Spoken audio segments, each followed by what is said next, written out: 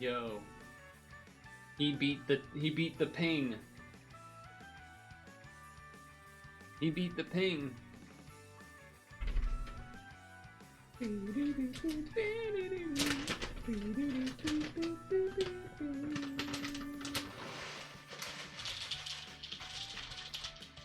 What do you think about this this image?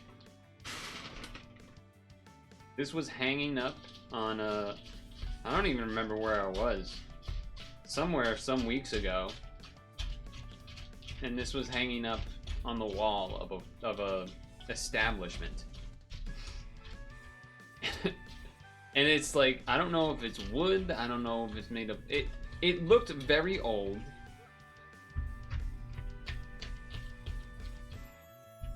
And I feel like it's a carving or something, but maybe not.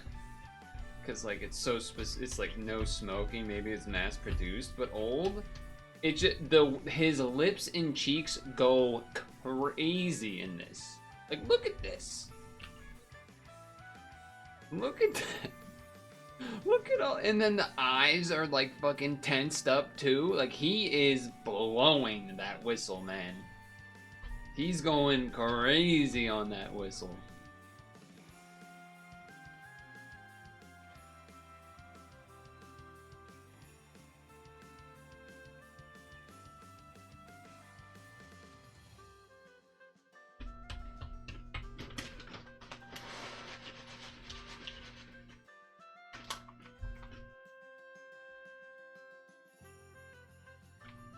I thought it had to be really old. Because to me it looked like... It just looked old, both as like the materials of it in real life. Obviously I can see a little more texture in real life. But also, like the outfit, the fact that it's a police officer doing like a giant no smoking sign.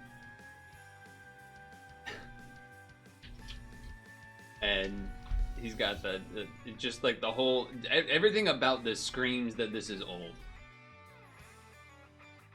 I just had to take a picture of it because something about the whole face being like all these like wrinkles and tensing of muscles and the puffed cheeks and everything. It was just like, you think it makes him look like a pig? I don't I don't know if I would say that, but I think it just makes him look fucking crazy and wacky and strange. Now, I am standing currently.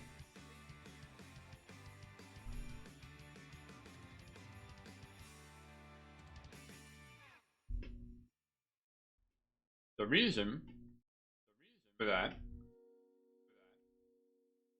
is because the plan is to do wood carving in the second half, in which I will be better off sitting for, because it's the flat carving. So,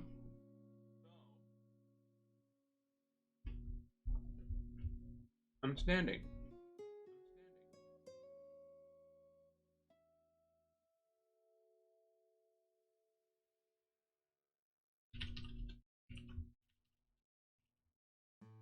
Art nowadays is not as expressive in that regard.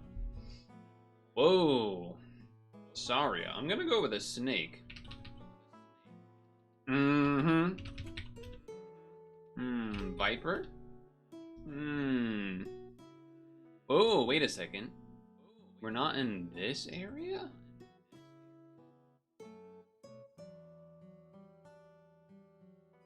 That's interesting. So it's another snake family? Sea snake might be a different family. No. Okay. Wow.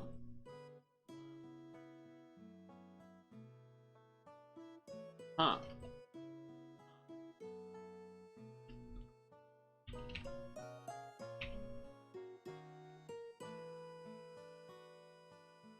Anaconda? Okay. Python then? Python then? Okay, we got there. We got there in the end. So I'm guessing this is a different category because it's like the... Yeah, the like non-poison types. Okay. That makes sense. That's good to know. That's good to know. Knowledge gained right there. Ooh, we got a ladder one. May I ask, what is the school situation? Is that still happening? Is this the last one, or did you finish that?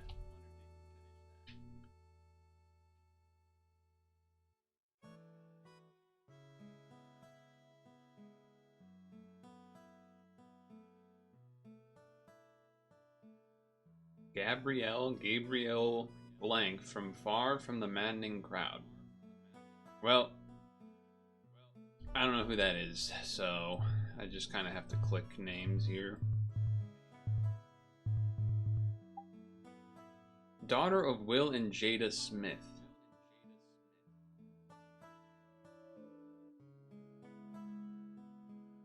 Willow? I'm shocked I was able to pull that. That took me a moment. I got there. Miss Golady of Breakfast at Tiffany's. I don't know who that is. I don't know who that is, Holly. The main protagonist in Watership Down. I probably should know this, but I don't.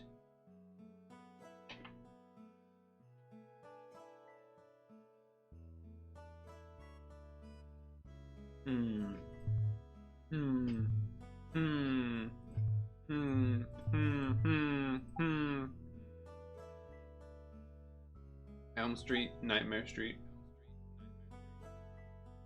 Your final paper is due next Thursday. You'll take off Wednesday and procrastinate. Today's gonna be a lazy day. It's not like... This isn't like PhD paper, right? Or maybe it is. A wise senior and elder. Blank up. Make smarter and neater. Clean up. Spruce up. Leaf symbol on the Canadian flag, maple leaf. Ash Wednesday. I'm hearing myself. Graveyard tree. I believe no, pine? Whoa. You, okay. Former Archbishop of Canterbury. Silver tree Emil goes back to. I don't know who that is. Sounds like Bart's teacher. Crabapple. To yearn deeply to pine. Every day is a lazy day. Nice. Nice.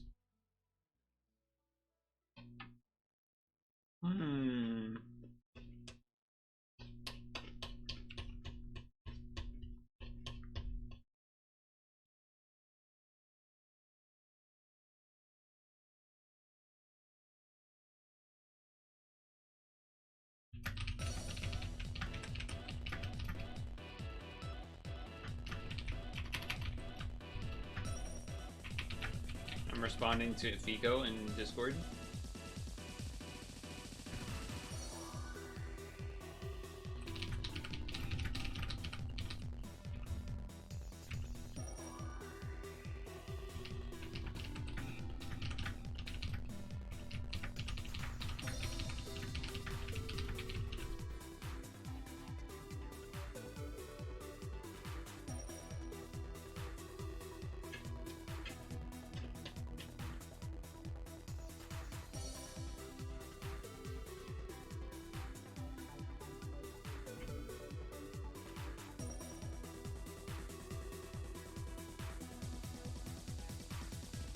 Alright, hold on. Let me figure this out. No. Someone didn't like it.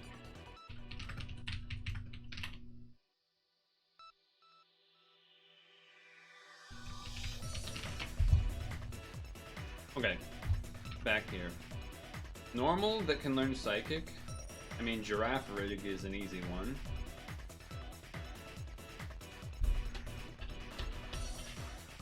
What about...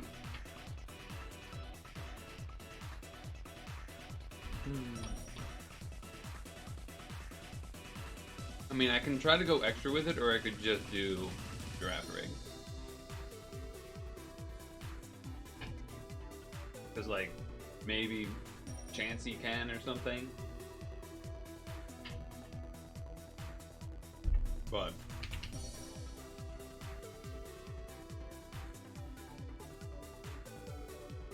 Owen can learn psychic.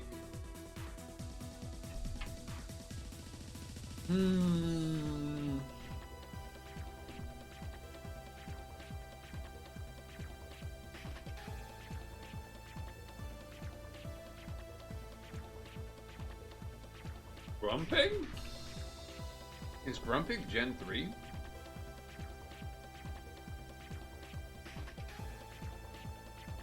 I think it is.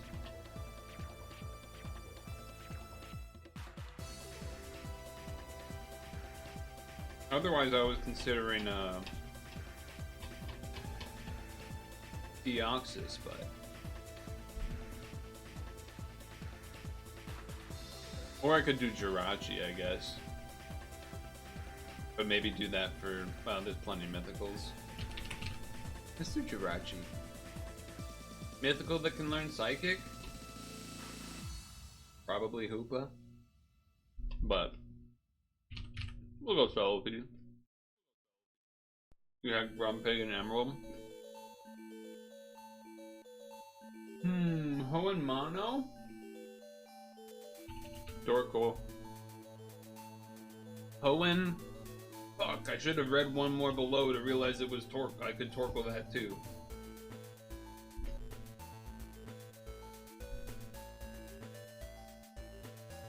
I mean, I could just name a legendary here, I suppose.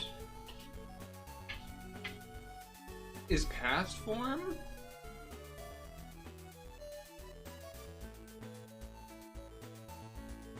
Is Cast Form Gen 3? Actually, don't know if it is. Gen 3 to 4 is always tough for me because I didn't play Gen 3, so my brain sometimes thinks things are Gen 3 that are to Gen 4, or you know, the other way around. I don't have as solid a grip, so I'll probably just do a legendary then. Let's see. Latios. Okay, normal monotype. How about we do Spinda for that then?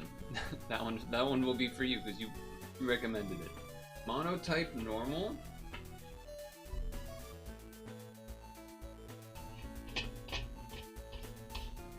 Good call because we just had that Spinda episode.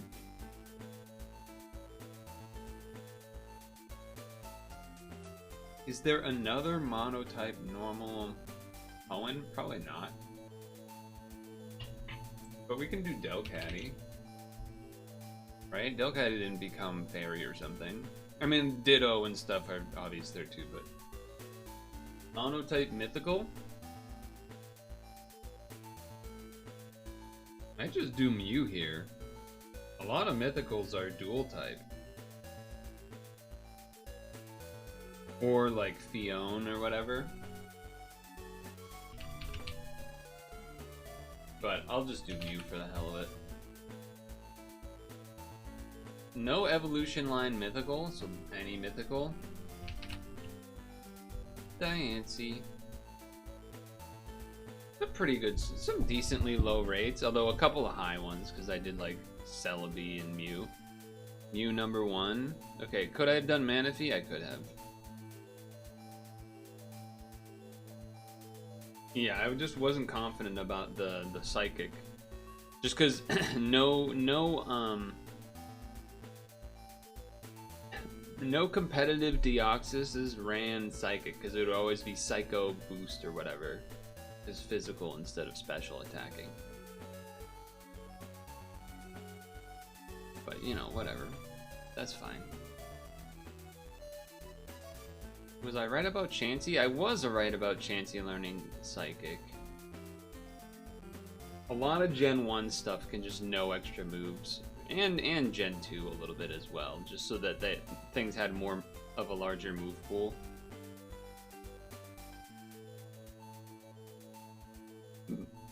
Dustox. Can Beautifly learn this? Yeah, I can, okay. I thought it might be able to, but I wasn't confident. Okay. Whoa. It's crazy looking. That's crazy looking. Okay.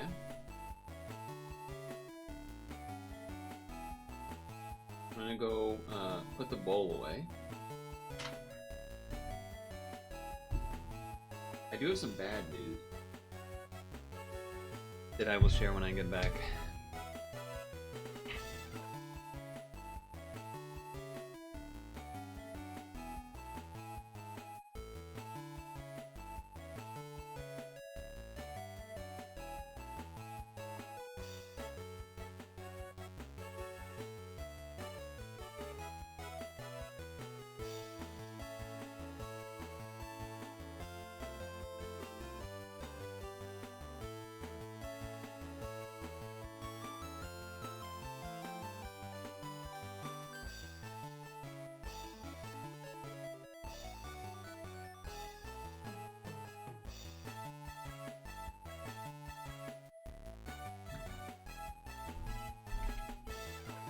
The bad news.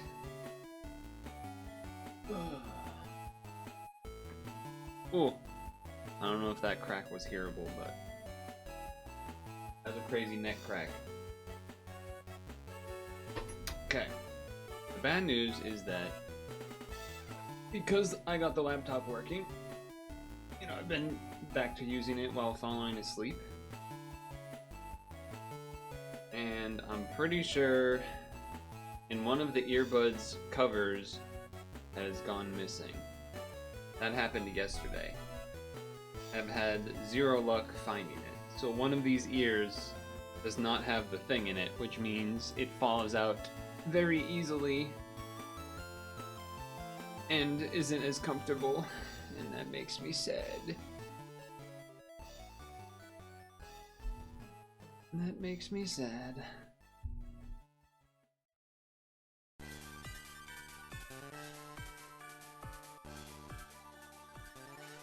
Okay. You have a bunch of extra earbud covers. I do too, but they're usually for like normal earbuds. Like the classic this.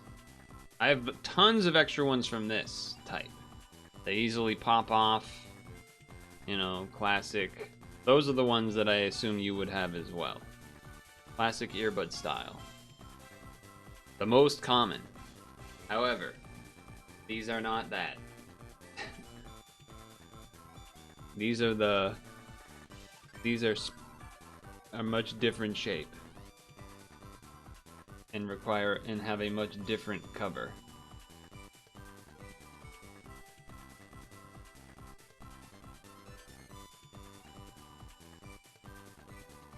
You have a bunch of those too. These are the only pair of these that I have that are like this.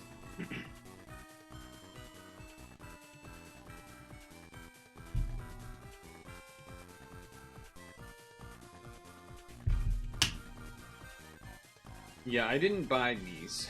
Someone gave them to me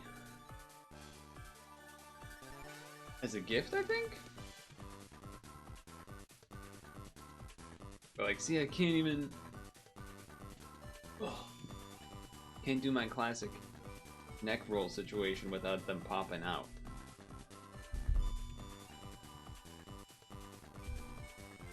Okay, Pokemon sleep time. Pokemon sleep meal time. Do it now so we can get to our activities. Our activities of the day. Tape it on. Lunch. 6%. Oh, let's do a simple katsu. A simple drab katsu. It would be humorous to tape it on. Yeah, but I have to take it off all the time to stretch and go to the bathroom and reach to grab a controller or something.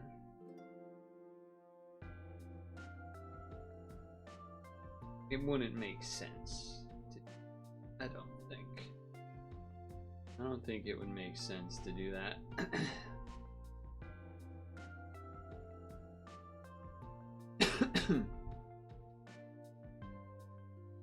No crit, as expected. 19.8k is still pretty good, though. It's a pretty good meal. Yeah, a super glue. That'd be even worse. Oh god. Now I'm trying to imagining super glue. Like, imagine pouring super glue in your ear and then doing this to like get it stuck in there. That'd be crazy. That'd be messed up. Surely that does some, like, just in general, the super glue going in your ear would do some sort of terrible damage to your ear or ear canal or something. Wow, that's like disturbing to think about. Ooh. Ooh. Okay. Alright, let's tag Discord.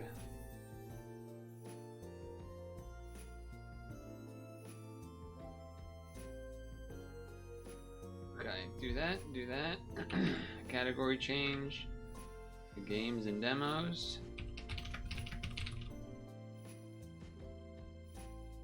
Actually, I wonder if he has it on here yet. Let's see. Nope. You just did 10 pulls in the Super God Fest? Okay, and well, how'd that go? Got your first Solomon and 3 Themis? What the hell? That's kind of good. I mean, that's more than kind of good. That's pretty damn good. Now you can pick Enigma free. True, I still have to do that. I do still have to make my pick.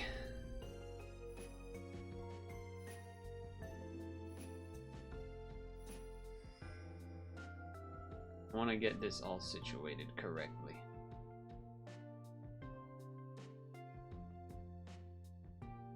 I don't get how... Is it that I truly just need to F11 and then do it like that? Is that what I need to do? I guess that is what I need to do.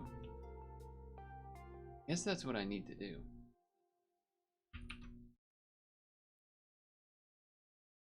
Pause the music for a moment because I think Neal's game here is gonna have its own music. 2 type badges and a 5 pull is great. Yeah, no kidding. No freaking kidding.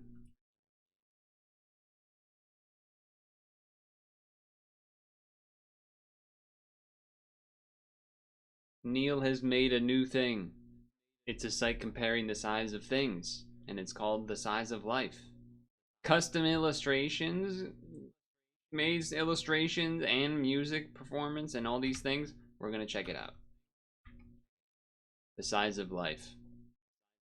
I don't know where I should put myself, but here we are. DNA. Genetic instructions for life. Press right arrow to go forward. Imperial units. Oh wow, that actually says 3 nanometers tall. I think maybe putting me like here-ish might be a good place. Let's see. Hemoglobin. Protein in red blood cells that transports oxygen to the body and organs. Body's organs and tissues. Ribosome. Molecular machine that synthesizes proteins, the building blocks of life. 10 million. Polio? Did not expect polio, but okay. 30 nanometers. Polio's scary. People don't want to believe in it for some reason. Or rather, don't want to believe in vaccines. Anyway, chickenpox. Damn, that's already quite big. 200 nanometers. I don't know what this next thing is. It's wiggling, though. Mimi virus, one of the largest viruses ever discovered. It uses its fuzzy coat to trick amoeba into thinking it's food. I don't know if I've ever heard of this. What is this next one? The mitochondria. I wish I had guessed it because that's what I was thinking, but then I didn't want to look stupid, but I would have looked smart, but now I can't say it because I already pressed the button. It's the powerhouse of the cell. 1.5 micrometers. So we went from 600 nanometers to now we're at micrometers. I don't know what the next thing is, but it's got a bunch of flagellum. It's E. coli, one of the most studied and common organisms on Earth. It thrives in the lower intestines of humans and animals, and it's not good for us. I added that part in. This is the red blood cell, a classic. We got a lot of those. 8 micrometers. The Myxobolus shekel, smallest known animal. It's a parasite most commonly found in freshwater fish. I don't think I've heard of that before. Okay.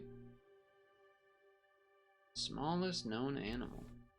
The white blood cell. Oh, white blood cell kind of owning red blood cell in size. Oh, hold on. Size, we got 13 micrometers. What's next? My 200 micrometers. The neuron. We got a lot of these. We got a lot of these.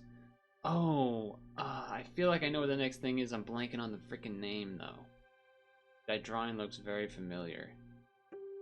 I don't know. An amoeba. I know the next one is a tardigrade or something like that. Anyway, an amoeba is the classic oldest life form. Single cell, can move, hunt, eat, etc. 300 micrometers. Tardigrade! I told you I would get one. And by I told you, I mean I just said it. Known as water bears, microscopic animals capable of enduring extreme heat, cold, and the vacuum of space. They're pretty famous. 500 micrometers. This is looking like a snail, but I feel like surely we're not going micrometers to a snail. We are going to a snail, okay? It's moving at speeds of a few inches per minute. They've been on Earth 500 million years. 0.04 inches. We are going to a... I can't even see the next thing. A duckweed. Barely the size of a pinhead. Lemna minor is one of the smallest flowering plants, forming bright green mats that drift across the water. 0.2 inches. Well, this is a ladybug. Spotted beetle that eats garden pests and is loved by farmers. 0.2 inches. I mean, that looks moth-like, but I feel like that's too simple. Yeah, it was too simple. It's the smallest butterfly. Thrives in hot, dry environments. 0.3 inches tall. Okay. A bee? A bumblebee? A bumblebee. Flapping its wings 200 times per second, it can reach speeds of 10 miles an hour, 0.5 inches. This is obviously some sort of lizard. Kind of looking chameleon-esque with the eyes and the skin texture on the next one. Also, that's on someone's finger. Holy moly. What is this guy? It is a nano chameleon. I was right. I get some points for that. Smallest known reptile, the size of a sunflower seed. Unlike its larger cousins, it cannot change. Oh. Is this the first one that has had the endangered cut? I don't think the others have had this before. That's a little sad, though. Green. Really green. I feel like this is going to be a water creature, a shrimp-like creature. An Antarctic krill. That's close. I mean, shrimp-like. 2 inches long. One of the most abundant species on Earth. Total biomass of 550 million tons. That's a hummingbird. A bee hummingbird. The smallest living bird. So that's been a bit of a trend. Smallest of a type of animal. Butterfly. Smallest lizard. Etc. That's a mouse. 2 inches tall. A house mouse. I'm sorry. You may think they're cute, but that's if you don't have them causing you problems. They are a menace. And, you know, they spread disease and things. So, you know, keep that in mind. Extremely compressible rodent, able to squeeze its body and slip through holes smaller than a dime. And that makes them very annoying. 2.5 inches long. I've had to exterminate quite a number of these. I mean, not crazy number, but probably more than the average person. A Goliath beetle. A gentle giant, it's among the largest insects in the world. It can lift up to 850 times its own body weight. It's endangered. 3 inches long? 2.5 inches long. 2 inches tall. So he either goes by height or length. I believe this next one is a jerboa. Oh, he got it. He knows animals. Okay. A leaping rodent able to jump up 10 feet in the air or 18 times its own height thanks to its strong hind legs. Shout out to Doobie? I think that's the VTuber that's a jerboa. Goliath bird eater. I mean, we knew it was a spider, but I wouldn't have known the name. Despite their name, they rarely eat birds. Oh, baited, okay. They're the largest spiders and make a sharp hissing sound when threatened. 4.5 inches, okay. It's a fish. Also in the background, I assume an average human. Kind of hanging out in the shade there. Oh, I don't know. It's a fish. Sardine, probably not. A dwarf lantern shark. The Earth's tiniest shark. He looks kind of goofy with the eyeballs. It's found off coast of Colombia and Venezuela, over 1,000 feet deep. I wonder if we're gonna get the vaquita, which is the smallest dolphin. Anyway, that's the brain. Not exactly. I mean, I guess it's not really its own creature, but whatever. 60% of the human brain is fat, making it the fattiest organ in the body. Consumes 20% of the metabolic energy. Okay. 5.5 inches tall. It doesn't look like a butterfly. It's the biggest butterfly. Well, maybe that's why. My brain is fat. Yeah, so is yours. They're endangered. That's the third or fourth thing that's been endangered. Natural human causes. Including their popularity among collectors. Banana for scale. You gotta have one. You gotta have one. 8.5 inches. I wonder if that really is the regular average banana size. Anyway, this next one is a frog or a toad. I'm gonna go with toad because the feet don't seem as webbed. But there's a lot of different types of toads. It's a frog. I'm wrong. Earth's largest frog, up to 9 pounds. Despite its size, it doesn't croak since it lacks a vocal sac. Maybe because it's so large, it looked more toad-like to me. That's my excuse. It is endangered.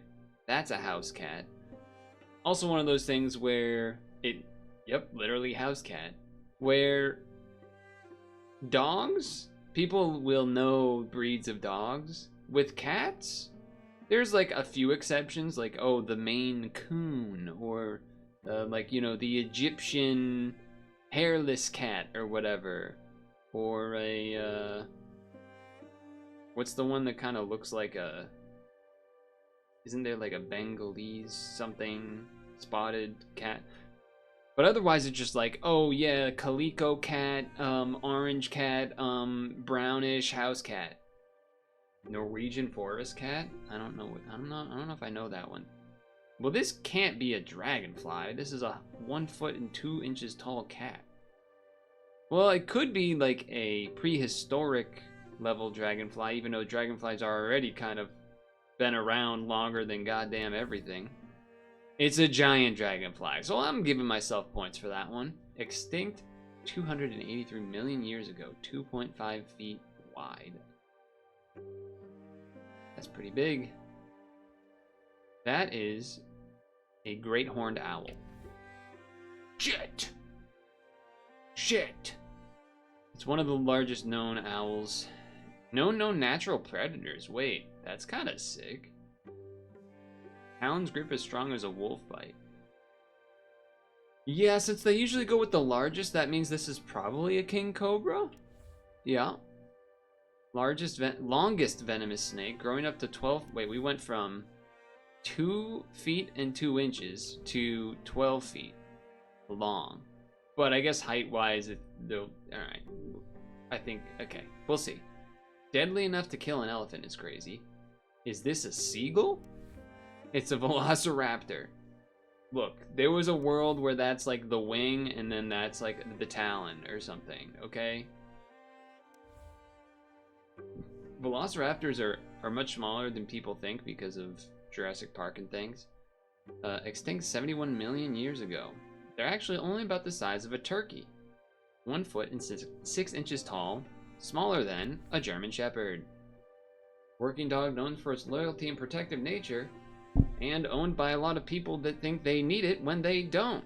Because they don't need those things a lot of the time, and or, you know, trying to...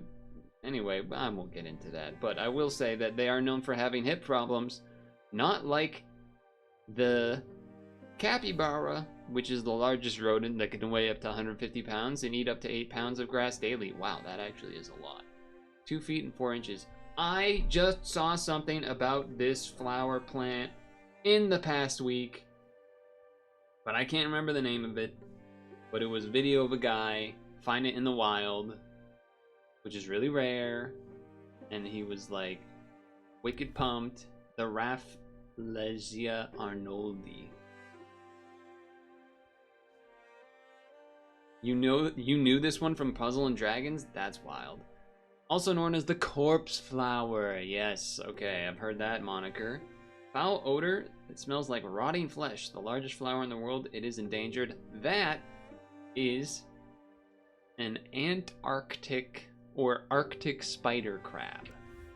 Fuck, it's a Japanese spider crab. Come on, at least I got the spider. I should have just said spider crab and then been right anyway. Whatever. Give me the points. Largest crab. Omnivore that scavenges on the deep floor. That's an orangutan. That's a classic. Endangered. Very smart. Very sad that they're endangered. A lot of it because of palm oil, I believe, is definitely one area that has been clearing land for palm oil production. The largest arboreal mammal. They have adapted relatively long arms, as well as feet and hands and such. Arboreal means tree living-ish type of thing. Anyway, that is... Is that an emperor penguin? It is, the largest of all penguins. They are also the deepest diving birds on Earth, with an F, able to breathe more than 20 minutes. This is a giant freaking centipede thing from 200 million years ago. What is this? I'm kind of right. I'm kind of right with that. One of the largest 292 million years ago. I actually kind of was right. Okay, it lived during the Carboniferous period where Earth's floors were steamy and oxygen rich. 9 feet long. God damn. Alright, biggest tiger? Oh, is that my Siberian tiger? No, isn't it the one that's in India or something? That's the biggest one? Bengal tiger? Nope, it's just a tiger. Siberian, Bengalese, whatever. Largest cats in the world, tiger can take down prey several times their own size. They move quietly thanks to their padded paws, and they are endangered. This looks like... Well, actually, it's interesting because 3 feet and 2 inches tall. If they're going to do the largest bear... I think well, I guess by weight, polar bears are the largest, but Kodiak bears might be the tallest? No, they're doing a step in between. One of the strongest land mammals. They baited us. I thought a grizzly bear would be too obvious. Weigh over 600 pounds and run faster than a human. We all got baited. That is some sort of dinosaur-like creature. It has to be. Well, you know, not actually dinosaur, but some period long ago. It's got kind of armadillo-esque stuff going on, but it's looking fuzzy. It's a Glyptodon, a cousin of the armadillo. I get a couple half points for that. Weighed up to 4,400 pounds and was protected by a shell of hundreds of interlocked bones. Extinct 12,000 years ago. I mean, relatively compared to the rest, not that long. My mom? Are you saying the Glyptodon is my mom because it weighs that much? Or are you saying the human is my mom? I don't know what you're saying there. 5 feet and 7 inches. Is that the average height across the world? Maybe. I don't need to read what humans are. This looks like it could be some sort of coral in the sea or some sort of gigantic sea sponge. Ooh, give it to me! Giant barrel sponge. Called the redwood of the reef. Its gigantic size and long life, this animal can live up to 2,000 years. That's an ostrich. It is. It's 7 feet tall. Single stride can take up to 10 feet long. They're fast, but their brain is the size of a walnut. Have you guys ever seen that video of the ostrich accidentally decapitating itself? That is a wild video. That is a fucked up video. Granted, it is its fault, but like not really, because like why was that even there to be able to do that to it? But it was a crazy video. That has to be an anaconda. Oh, it's a... You know what? I suppose that makes sense. It's some extinct mega snake. The Titanoboa. 40 feet long, semi-aquatic. Mostly fish diet. That's interesting. 58 million years ago. I don't know what this thing is on the right. It's some sort of wolf, tiger creature. It's an Andrewsarchus. I have heard of that name before now that I read it. Known almost entirely from a single skull discovered in Mongolia in 1923. I feel like this is one of those ones where they don't have necessarily the most, what's the word I'm looking for? Most concrete idea of what it looks like. But anyway, extinct 36 million years ago. That's a great white shark. Apex predator, 35 miles an hour. That is it really just giant jellyfish? I feel like there could be a different name for this. The lion's mane jellyfish. Yes. I've heard of this one. 100 feet long, used to capture fish and plankton. That's a woolly mammoth. Giant of the last ice age. Their tusks could grow up to 12 feet long and used to dig in snow. And more of their tusks are appearing as the permafrost melts, which is totally good. 10,000 years ago they were extinct. Now are they gonna go elephant, or are they gonna go African elephant, Asian elephant, Indian elephant, African bush elephant is where they went. The largest living land animal, weighing up to 13,000 pounds. Their trunks are strong, and they are endangered. This next one is the giant sloth, but it might have a fancier name. The Megatherium. I've heard of this one, but I knew that it was a mega sloth. It's a giant ground sloth. They weigh up to 9,000 pounds and extinct 12,000 years ago. Ooh, I think this next one begins with like Theroidiza something. That's pretty close. Therizonsaurus. I was on the right track. An herbivorous dinosaur with 3-foot-long claws, the largest of any animal ever recorded. That's a giraffe. That's a giraffe.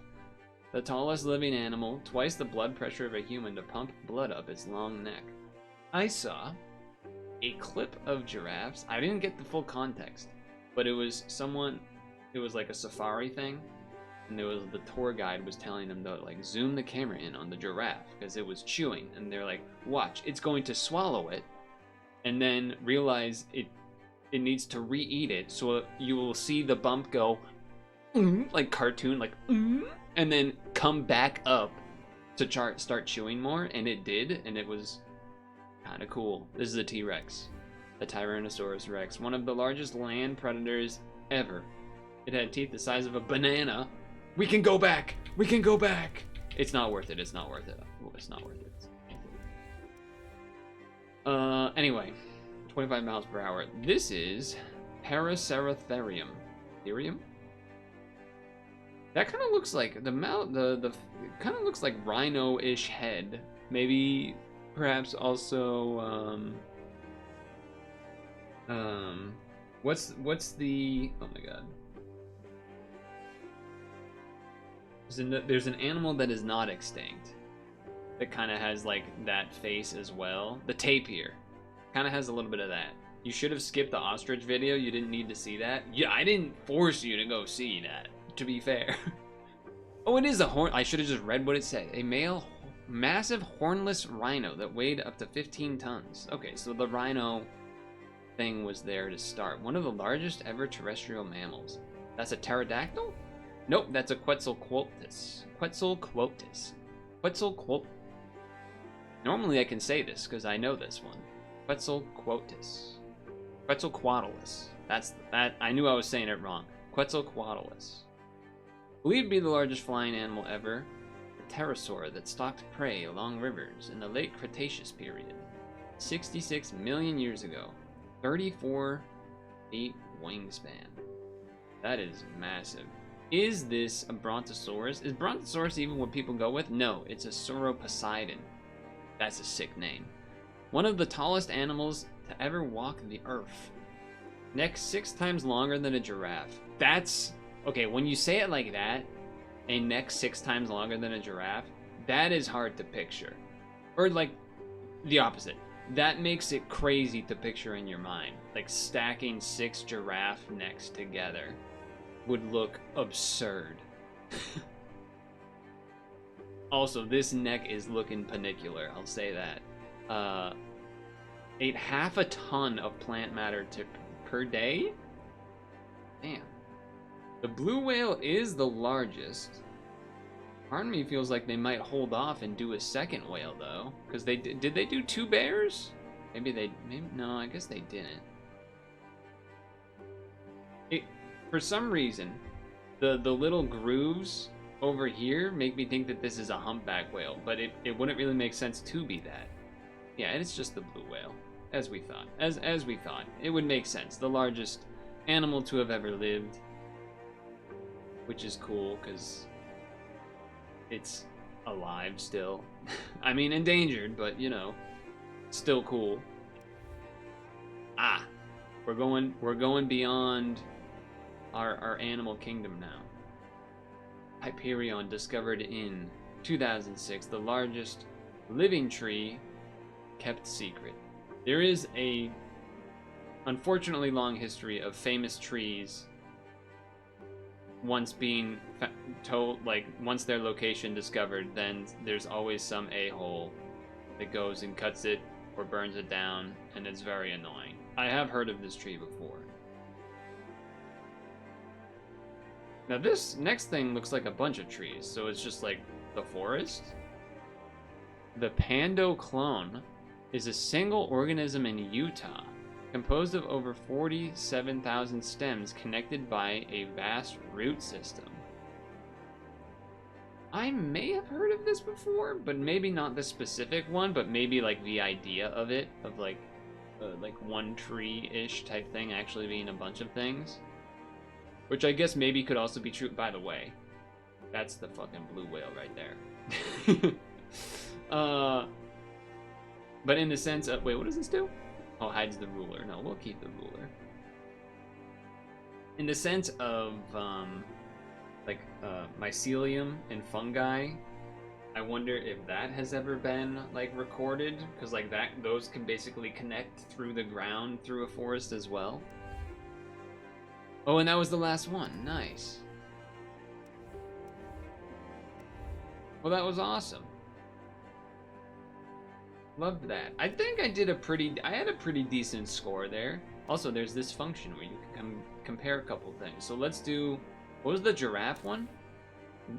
Giraffe and, where's the banana?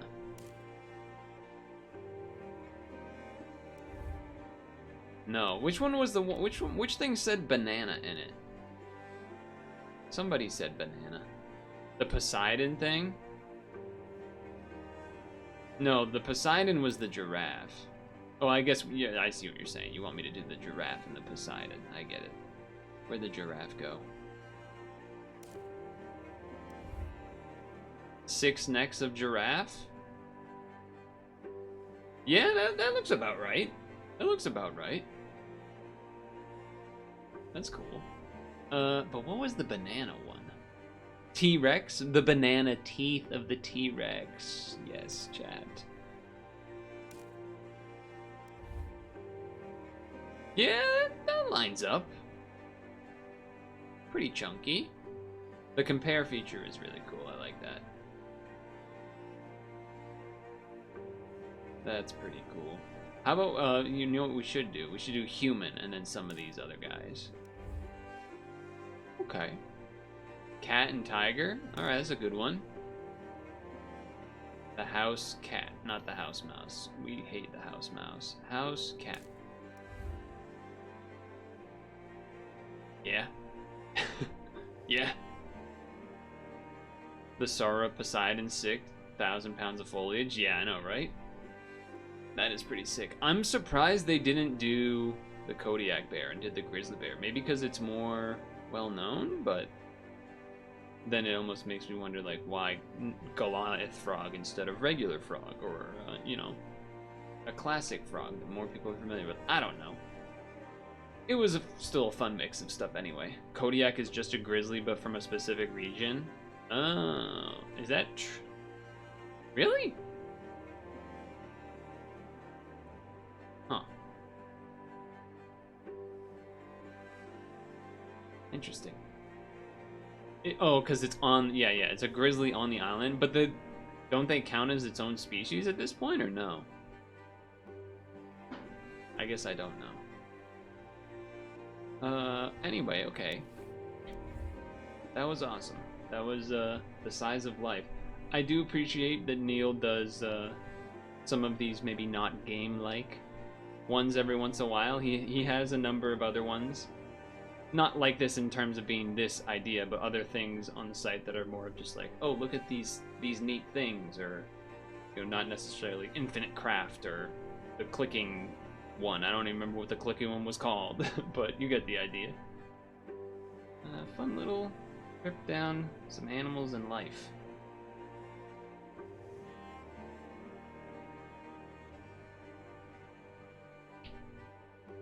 How do I... Oh yeah, F11. There we go. That was cool. That was cool. This... Whoa, whoa, whoa. Close that, close that.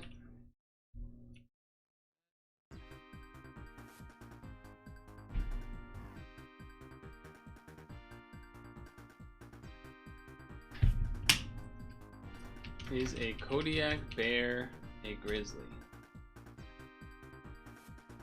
Huh, okay.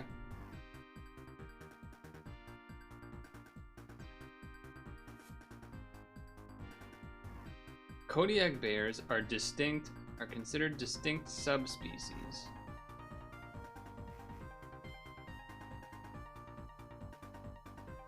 They are also considered by some to be a population of a grizzly bear. Whatever. I'm not gonna argue.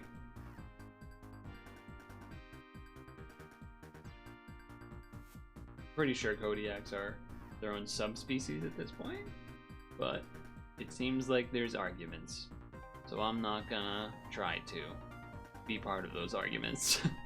I'm just gonna accept it as, oh, that's neat. We'll, you know, move on. Okay, so there were a few demos that I have potentially lined up here to do.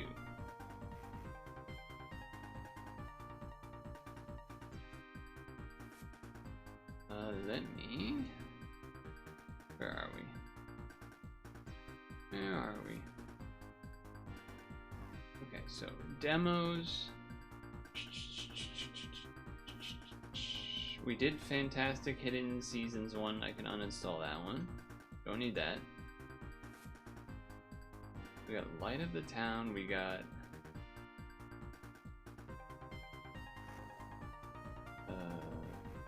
Base Warlord Baby Trading Simulator. Yeah, that's one. We have Spikair Volleyball. I swear there was another one. Wait, what was the other one that... Spikair Volleyball. Hoopland. Did I scroll past that one? Hoopland. There is Hoopland. And then Grand Mountain Adventure Woodlands. Is that one here too? It is.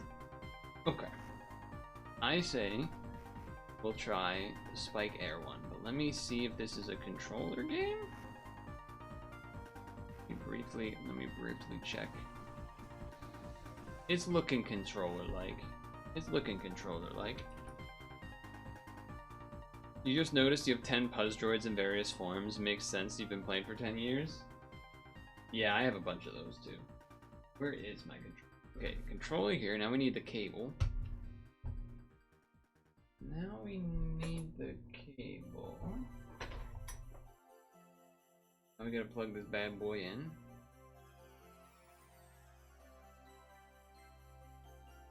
Oh.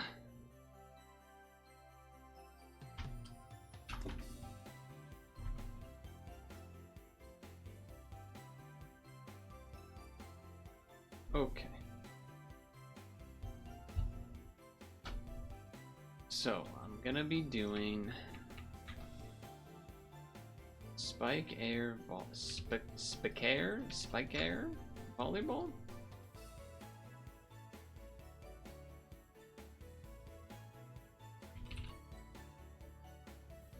Change category and title slightly.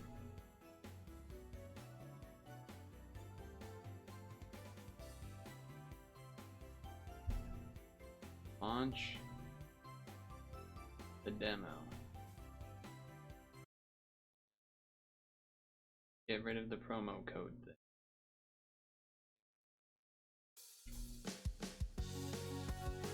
Oh shit.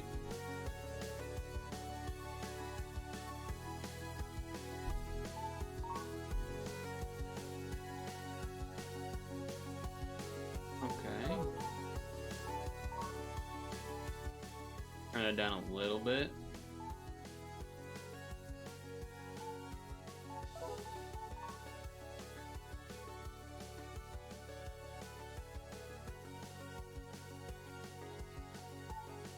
Okay, try it out. What is the description of this game?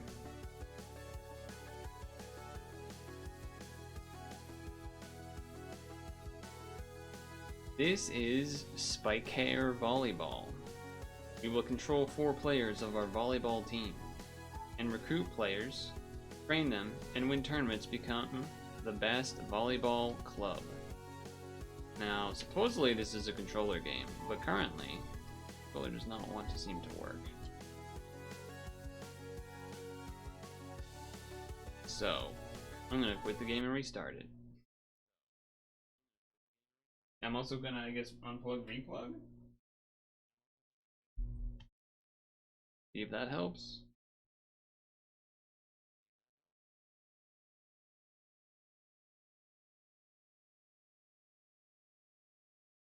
If that helps a little bit. Okay, that seems good. Okay, it's back.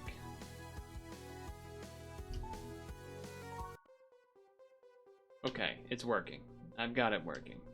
A. Launch the ball. Oh. A and B. I did that. I did that. Okay, what am I reading?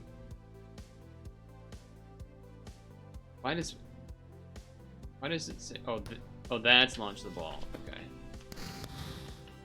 I see. I thought that was the start button. Attack. Press the button when the hitter has his arm ready to hit. The ball is coming. Try different time to see what's right. You can hold direction left or right. To aim short or long. Little tip. I tried that's the B button. Okay. Now I'll try the short spike. And then long spike only against blockers. Okay, long spike. Here we go. That was my bad. That's my bad. Run that back. Ooh, that was out though. Oh, that's why it says only against blockers. Oh, I get it. Okay. Then there's a long tip. Got it. Okay, so set. Select a choice when the ball flies from the defender to the setter. You can change your mind until the setter jumps. Back row, middle, outside, dump. Okay, let's try this.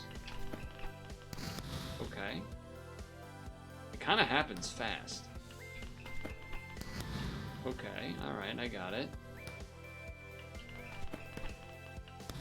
And then gotta do one where we're just gonna press the A to hit it over. Perfect. That's all four? Okay. I'm doing it. I'm doing it. Oh shoot, there's another guy. Okay, to receive the ball, you need to put your players under the ball. Overhead, long ball, pancake, short ball.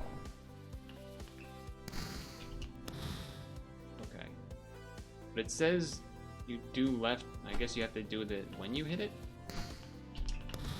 Oh, okay. I'm just gonna not move and hit A. Alright.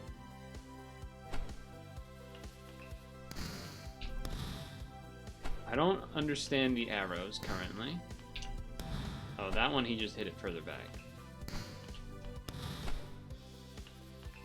I'm listening to the tutorial. Okay, let's see. Oh wow, they don't give me a lot of time to move back forward. Okay. I didn't expect it to do all that time. Alright. I don't know why that... I'm still misunderstanding the arrows with the... Okay. Then they wanted me to do it that time. Okay. So I just gotta... look at the letters, I guess. But you don't really want to set it back to them like that. That's the problem. You don't want to do that. You want to then set up your next guy. But okay. Now I have to serve? Oh, brother. Press the ball when you... Press the ball. Press the button when the ball will reach the hitter. If you press too late, the ball will go... Yeah, and then you can aim left or right. Or top spin. Okay, I was way too early. I didn't realize he had that kind of hang time. That is what the pros do, though. That is what the pros do. Alright. What is that one? That's like a little floater? Yeah, it's a floater. Okay. Holy, that's a big floater. Okay. And then just regular B. Okay, great. Attack and score a point. Jump to block. While in the air, remove hands? Oh. Okay, well. You had me lined up there. Alright. Okay, my timing is clearly off on this.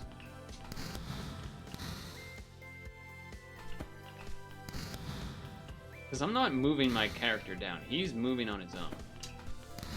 Okay, there's one. I feel like I'm jumping way before he is, but sure. Yeah, you have to be like pretty early. Interesting. Interesting. I guess it depends on how they set it up. Like that one was quicker, so I had to be quicker. Okay. Alright, we serve. Alright, bad start. Oh my god, we're doing like a real game now. Okay, A to bump it. Okay, I'm semi-doing it. Okay.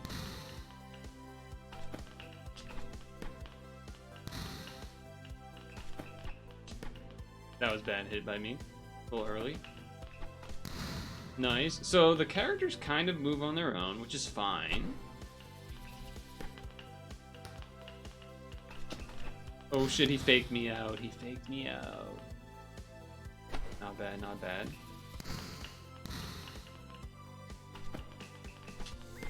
Oh, why did I not just spike that shit? A little early, little early. Slam it home. Deep. A little early. You know what? Give me the right one. Boom, the quick. Oh, you hit it out, you fool. You fool. There we go. There we go. Am I done with the tutorial? What's going on here? I've scored a point. I've scored a point at this point. Oh, I looked at the wrong person there. I haven't had to... Jesus. I haven't had to do a different like set yet, which is interesting. Son of a bitch. Is it because I haven't done 2 in a row, like when I'm serving I score? That might be what's happened. That might be what has happened. Alright, let's fucking... Oh my god.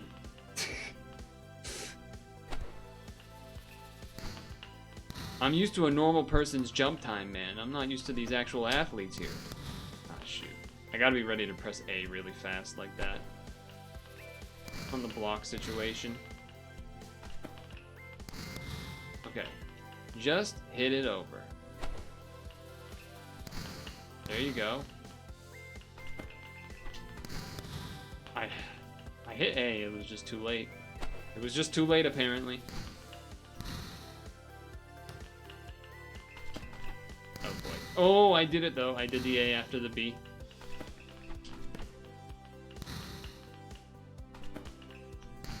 So why are you... I don't hit right plus A unless they're blocking. That's what I gotta do that. I gotta do that right. Oh, too early? I'm actually terrible? Oh, that was close. He was ready for it. Okay, hit it over. There it is. There it is. I've scored a point. What? Okay, I'm going to the menu. Because the tutorial's just going forever. Okay, I can't select. I guess I have to use the mouse to select. Normal. Start. Oh shit, it's looking official now. Alright, here we go.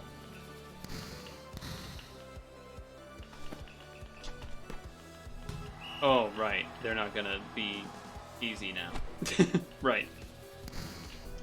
I gotta actually... Oh, boy. Okay. I gotta actually read where the ball's going. Yep, the camera spinning is getting me to go backwards. I did it again. Something about that camera move makes me think I gotta move backwards. France is... And then that time I needed to move forwards. France is in trouble here. Brazil...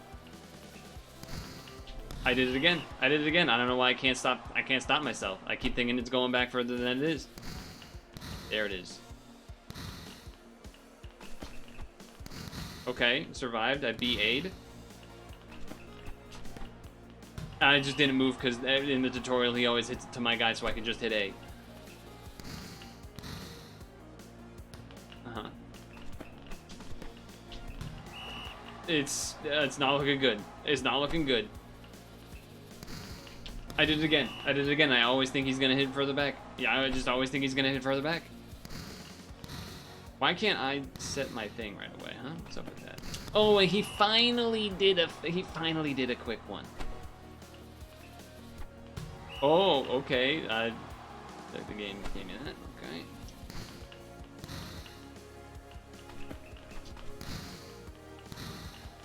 Okay, ready? There we go. We're on the board. We're on the board. I mean, technically, we were already on the board.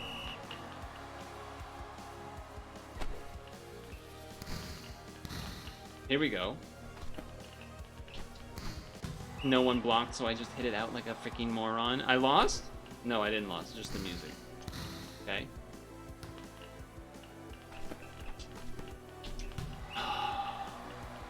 He does the little lob on me. I know the Asics brand. I don't know Wikasa. Maybe that's volleyball specific. Perhaps. Okay, I finally stopped that one. I moved. You can't move. The game does not let you move quickly between back and forth. If you move back, you're gone. You're freaking gone, man.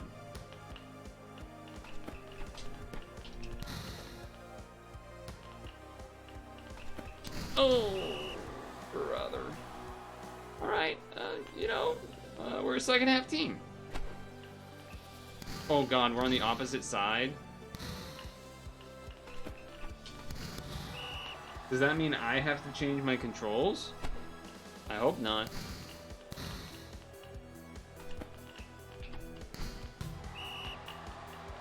I just have this innate want to hold the direction of where I'm hitting the ball instead of holding like inside the super spike. And yes, you do kind of have to change it. Ooh, get blocked. Last second block. Okay.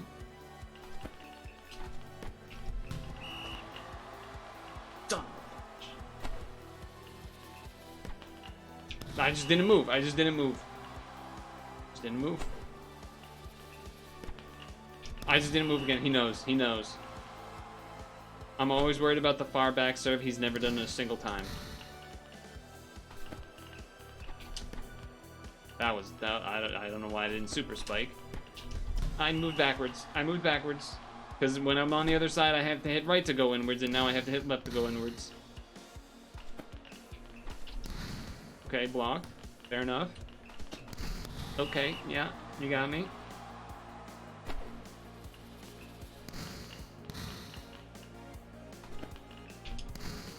I do it every time. I hit it left because I'm hitting left on the stick because I'm hitting left. And I never had the makings of a varsity volleyball athlete, clearly.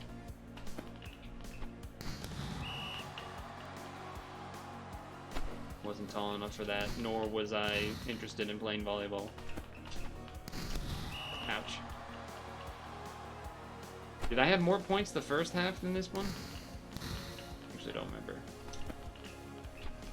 I did it again. I hit left and then I hit the thing. Every time I'm hitting left when I hit it, except for the times that I haven't. Oh, there it is. This is a done for super spike. Time to rally, boys. There's one.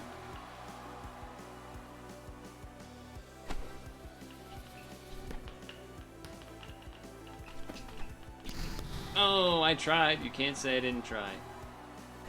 And you even saw my guy with the red sleeve do the dive. I forget what the name of that guy's role is. It has a special name. I just don't remember what it is. Man, he really lobs that shit up.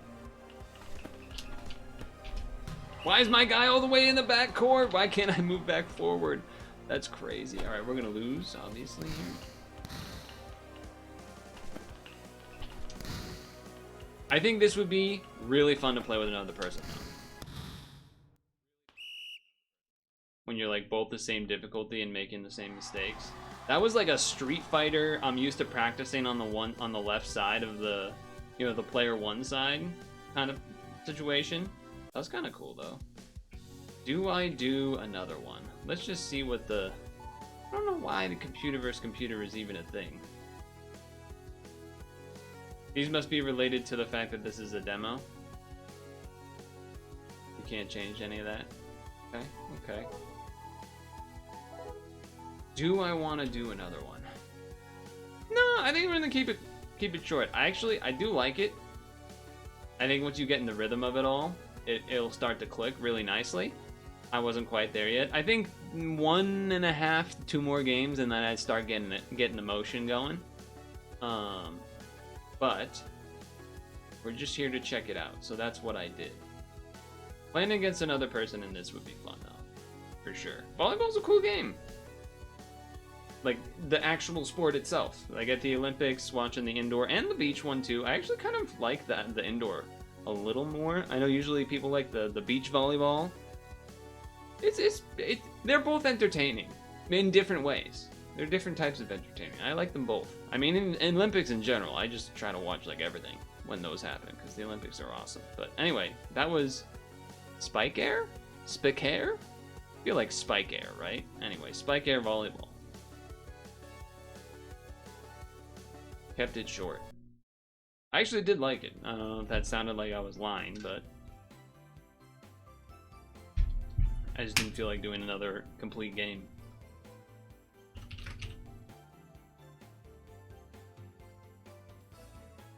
So now the question is,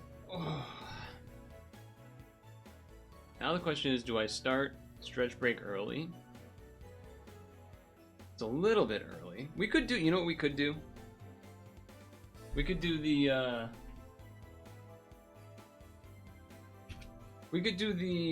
Scrandle and the other food guessing game now instead, and then do stretch break afterwards. Dukester's gonna come back and be wondering, did we already do it? Because that seems to be what always happens. I think we'll do that. I think we'll do that. Let's get the Scrandle. Let's get the food guesser.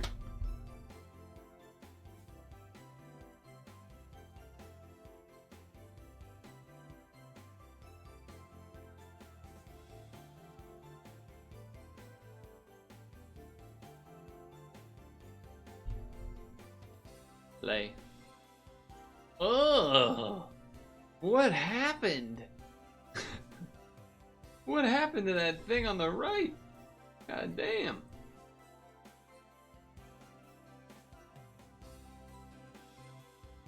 I mean, I'm voting for this. I'm just wondering what the hell happened to this thing. Looks gross. Curry chips versus non-chips and butter chicken. People like butter chicken. Hello, Dino. Did you just arrive? Ham and salami pizza versus chicken chips. So let me start by saying, those are some pretty damn big pizzas for a stadium.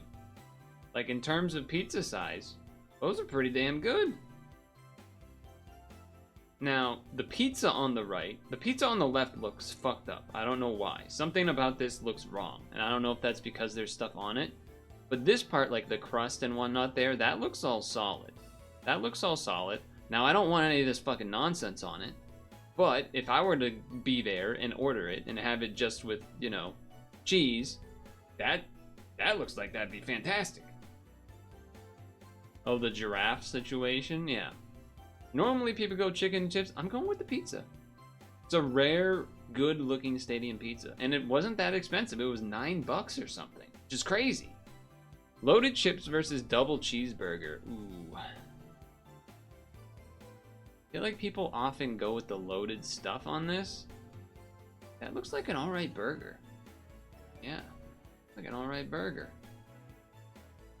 Now, this is a different situation. What is happening? There is, under my face, a red, bulbous item. I don't know if it's a pile of... I don't know what it is, if I'm honest with you. I don't know what that is. Does anyone know what that is? What is that? Because it's not ketchup, right? The thing here is... I don't know what that is. There's also, I think, a mushroom over here that's like kind of where my face is as well. I don't know what the hell that is. Both of these are fucked up. I guess this is $18? Yeah, I guess so. That's crazy. A tomato maybe? Just like a random full tomato for breakfast though? Sausage in a pint? Free for fans? I mean, you gotta take that, right? Oh, whole pork though? Nah, free. Free for fans and it's beer? That's gotta win. Chicken and fries with a pint versus sausage and chips. Sausage looks pretty meh. This is definitely a chicken and fries with a pint, even though it's worth a lot. It's a lot more expensive. Steak blagus, aka black pudding and haggis, and peppercorn sauce versus Korean chicken. Gotta imagine this is a Korean chicken.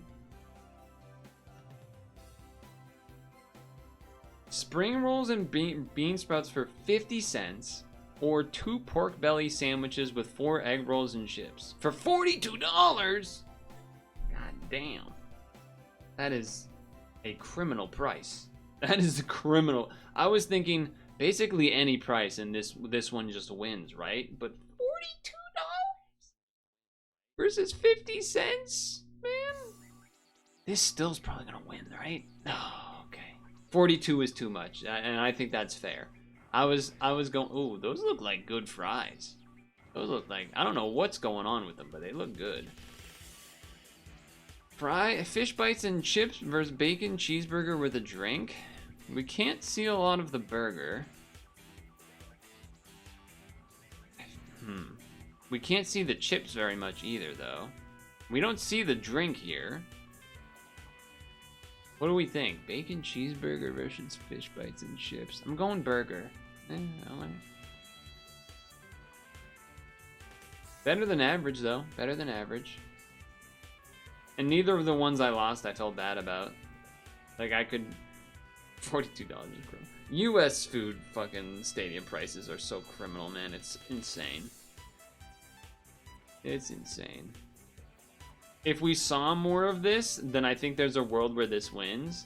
But because it said, like, oh, and drink, but then no picture of the drink, I think it's very reasonable that this one wins, because it has all the items in the picture. With that in mind, I should have considered that. Now, guacamole versus bacon shark. Probably guacamole, but I just want to see what this is. Marinating shark fillets in blend of spices, then frying them until golden. I mean, guacamole, but... Sorry, guacamole. Koshari versus cabidella. This looks very interesting. Rice, lentils, pasta, tomato sauce, garlic, vinegar, onions, cumin, garlic sauce, hot chili sauce versus stew with chicken or rabbit. Distinct feature is the use of the animal blood. Alright, it's this one. It's this one. You rap, you know it, because I'm a poet, and you didn't even know it. But Italy, though. Wait a second, Italy, though. You're just saying that this is a national cuisine. You're not telling me what it is. It is tomato, onion, bell pepper, mushrooms, garlic, olive oil, chicken, red wine, chicken broth versus coconut, tamarind, lime leaves, bay leaves. Alright, I'm going Italy. Just Italy because of famousness. You had shark wedge. It was gelatinous. Alright, this is just a raw fucking fish. Selecting mullet fish and cleaning it. Then it is salted heavily and fermented. Then once it's fermented, it's sun-dried to develop flavor. After drying, it's ready to be consumed. It's just a fucking fish. I'm gonna go with this. It is just a fish. Ooh, pierogi! Pierogi! Popovers are probably great, but pierogi is very well known, so. Pierogi, Poland! Pog! Oh shit, calzone. Oh, fuck. Oh, I have to vote for calzone, even though this one might be... This one is a vote for my heart, not necessarily for my brain, because I think there is a world where people might want a dessert thing, but it's a calzone, man. You gotta vote for the calzone. Come on. You gotta vote for the calzone. Tom Som and Akara. What is Akara? Black-eyed peas. Let's get... removing the skins, blending them with onions, bell peppers, spices into a batter, then deep fry them. That's probably pretty good. Calzone fritto. What does that mean?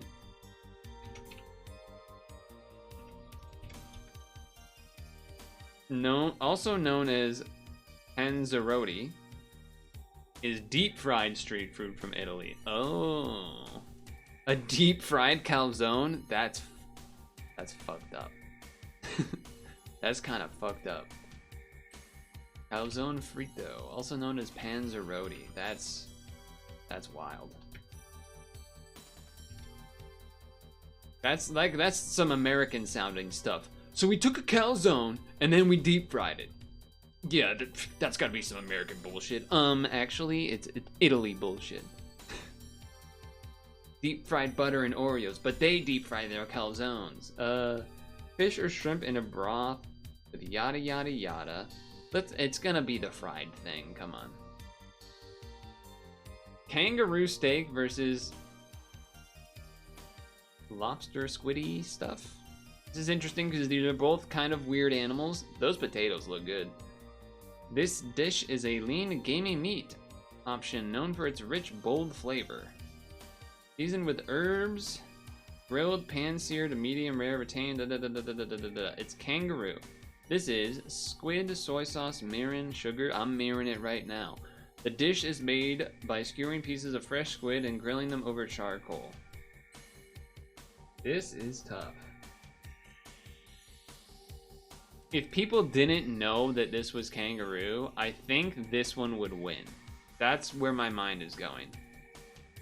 I think if this was just called like Australia steak and it didn't say it was made with kangaroo, people would vote for this one because not that many people probably want to eat squid.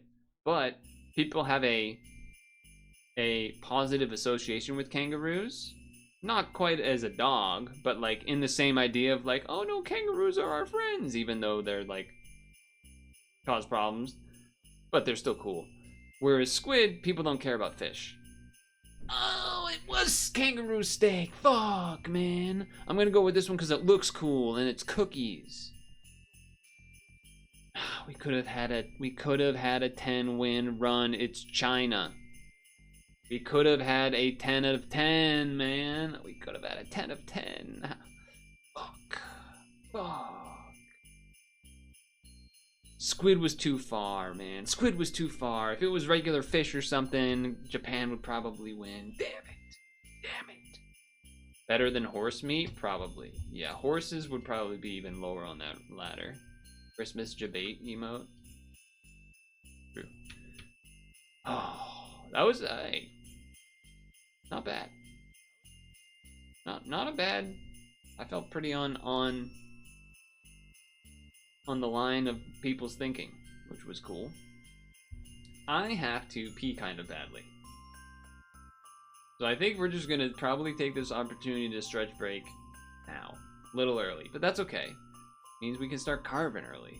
Because there's no more Wartime Wednesday. If you recall, we finished Advance Wars. It is over. The war is over.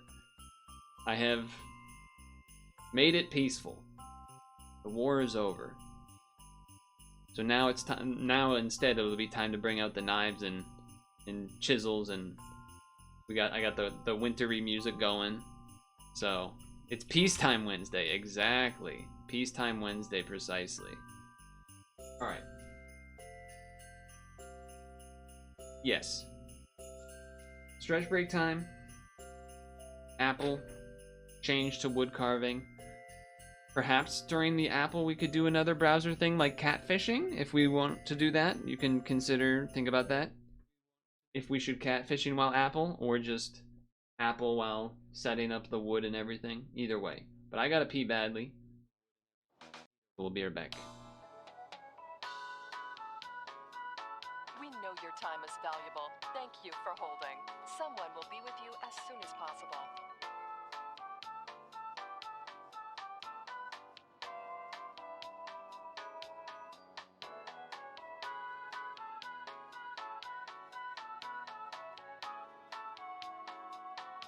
Thank you for your call. We appreciate your business and the opportunity to assist you.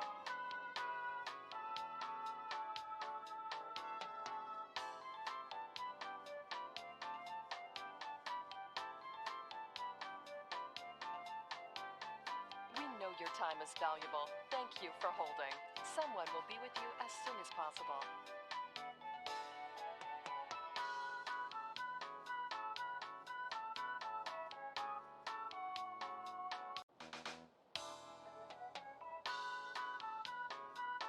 We know your time is valuable. Thank you for holding. Someone will be with you as soon as possible.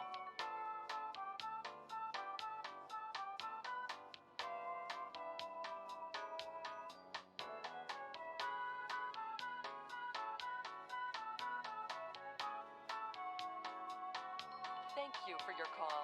We appreciate your business and the opportunity to assist you.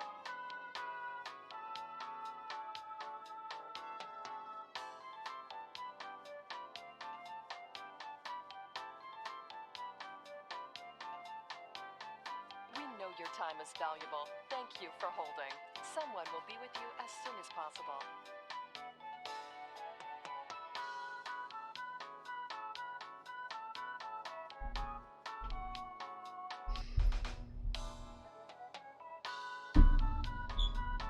We know your time is valuable. Thank you for holding. Someone will be with you as soon as possible.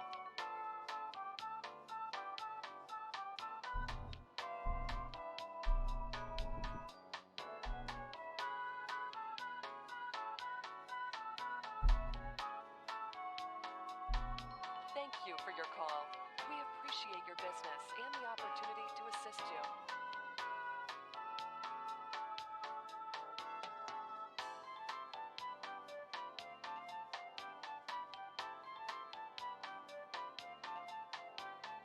We know your time is valuable. Thank you for holding. Someone will be with you as soon as possible.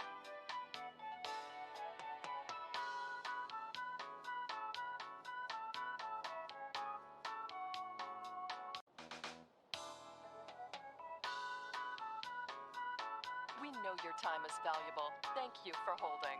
Someone will be with you as soon as possible.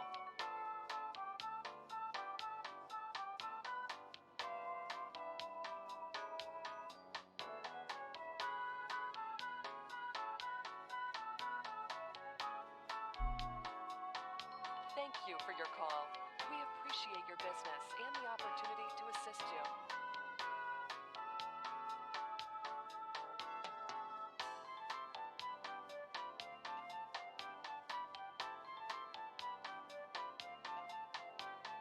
We know your time is valuable. Thank you for holding. Someone will be with you as soon as possible.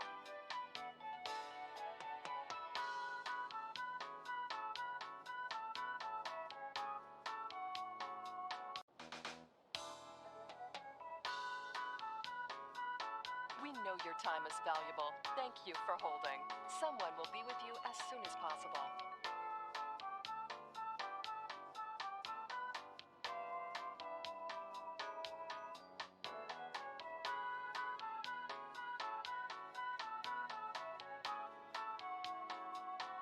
Thank you for your call. We appreciate your business and the opportunity to assist you.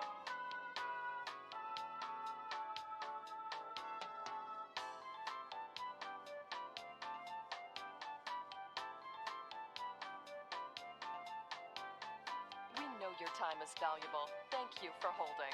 Someone will be with you as soon as possible.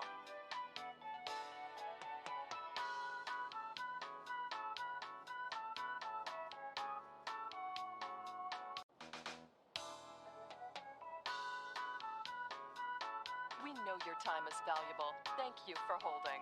Someone will be with you as soon as possible.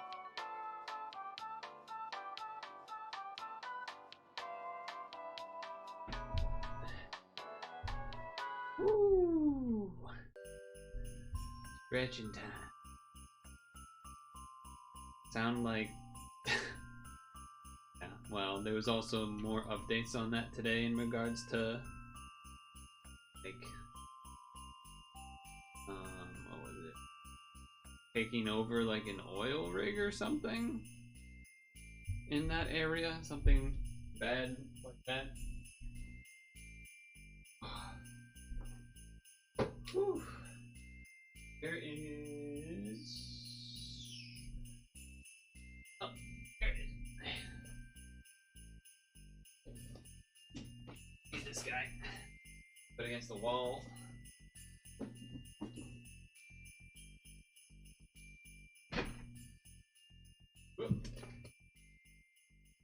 Well, well, well.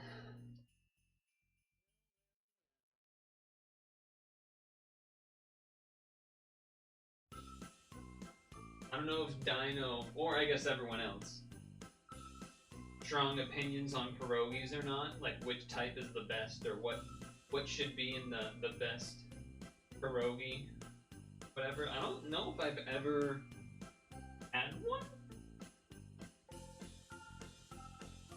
I imagine most of them have meat in them. Oh yeah, I guess there's probably also like bigger ones versus smaller ones. How big is a full one versus, I guess, a not full one?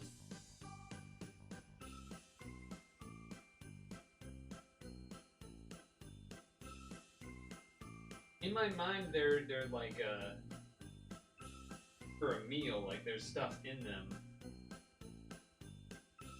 Dumpling sort of way, or it's like for a meal, not for a dessert. But I guess maybe they are for a dessert. Like maybe you could do like fruit and stuff in them. I guess I don't really remember how they work.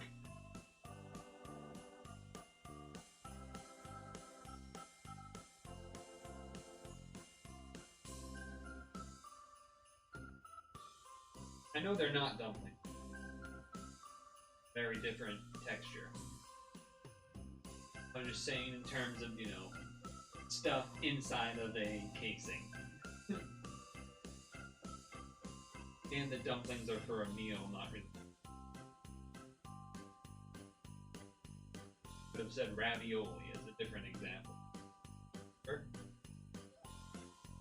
ravioli, ravioli, give me the formuloli.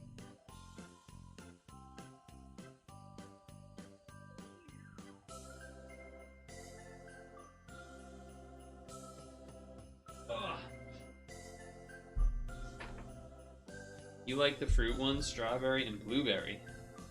You usually eat 7 for dinner. So they are a dinner thing, but with fruit? That sounds more like a breakfast pastry, having strawberries and blueberries in it. That's interesting. Hello, Stung Tongue. But what you missed is we started with gaming first, and now we're wood carving, or will be wood carving. There's also meat ones. You're never a big fan of those. Okay. I also mentioned this, but I don't think I mentioned it on the stream. I think I mentioned it in the stream summary. I have the Christmas lights that I did last year and like hung them up partially on the basketball hoop, but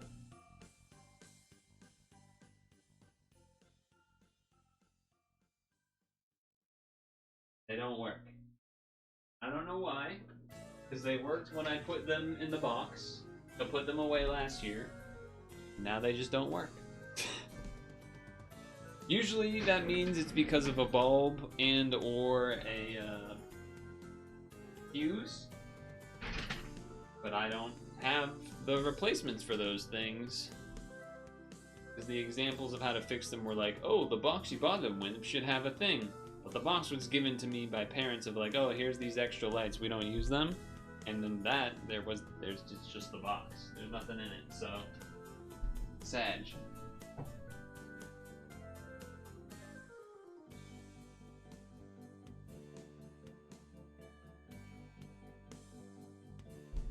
I'll lay down the blanket.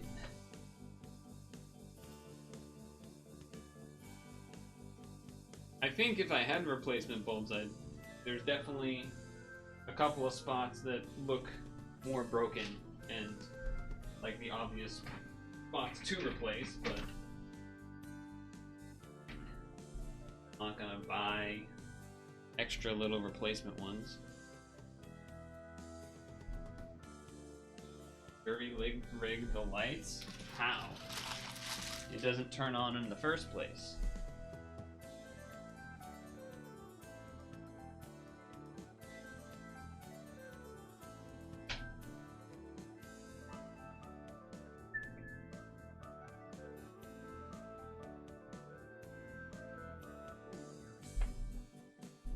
Take a bite at the science or something.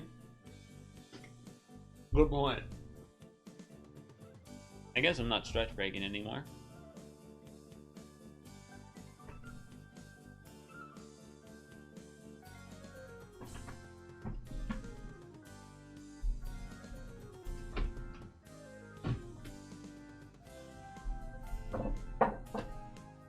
Did I do this side or this side? I think I did this side.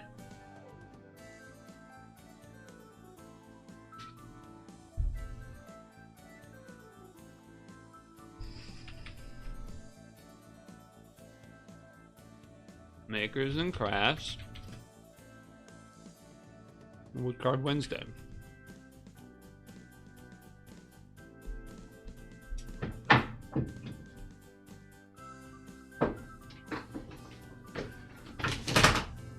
Yeah, there's noise, I know. I know. I'm aware. Noise is being made.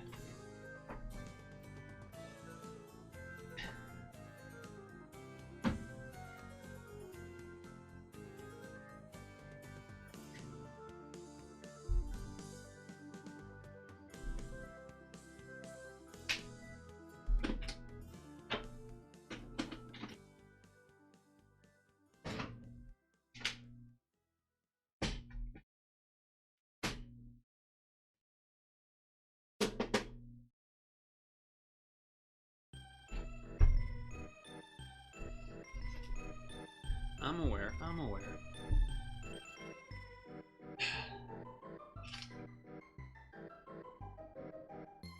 Happily divorced? Oh yeah?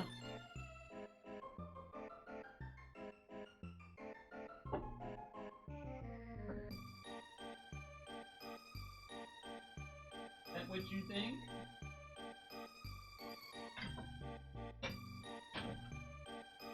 Is that what you think?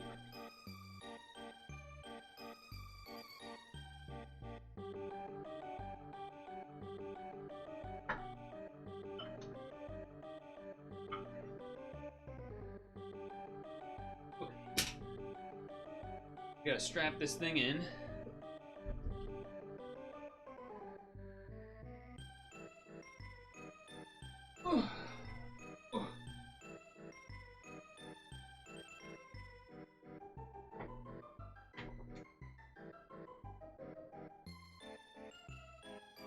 Hang in.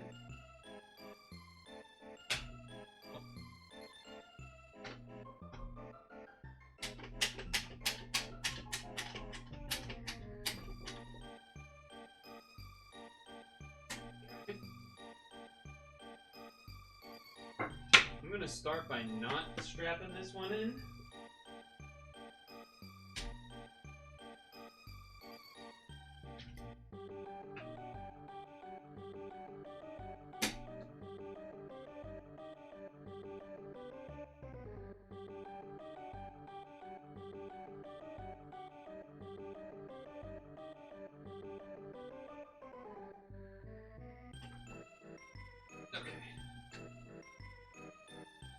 finished all of your pre-made pizzas? Or do you have more?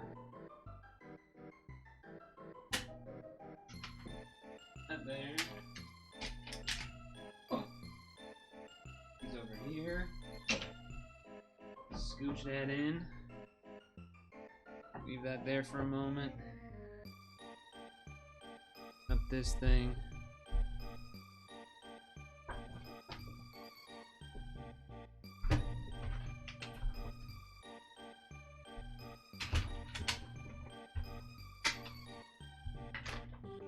Gotta plug in the other camera.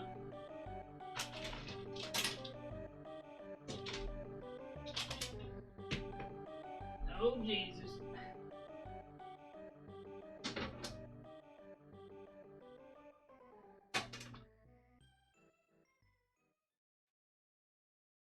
Don't need that. You were in Natick all day, you just got home, you have 4 frozen balls left. That's more than the average person. That's for sure. A whole lot more balls than the average person, I would say.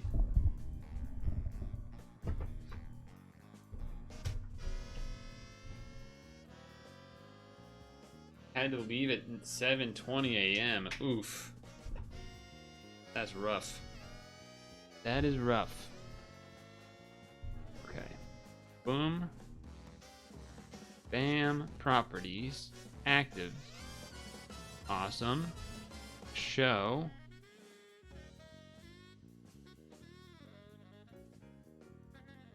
Something like this? Did we get there? I think we got there. Scooch me in.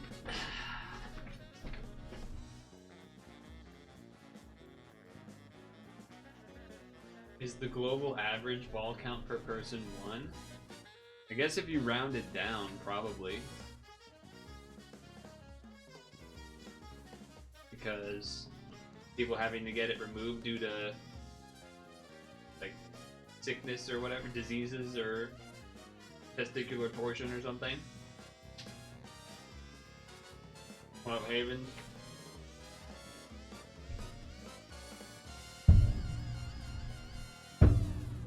What up? You were including women? Oh.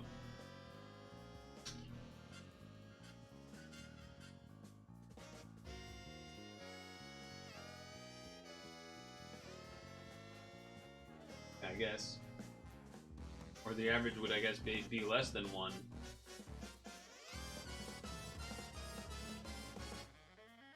Although I guess depends on whatever. So does that mean you had to go to an office today? Or was this jury duty or something? Purtle.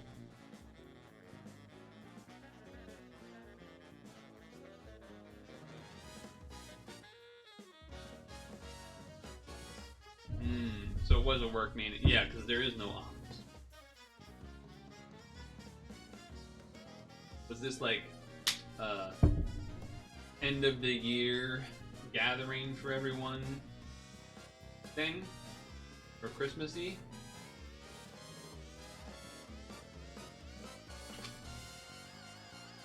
Meet the new CTO. Uh-oh. Uh-oh.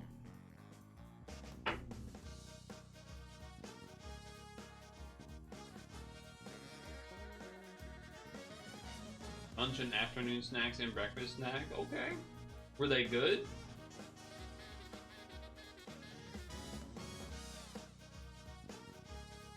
Were they good at least?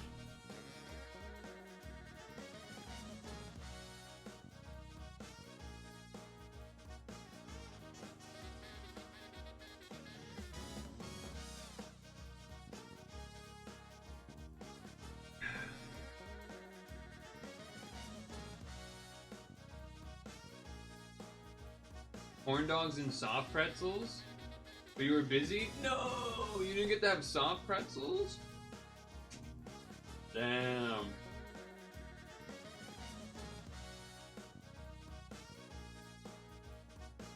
Let's go.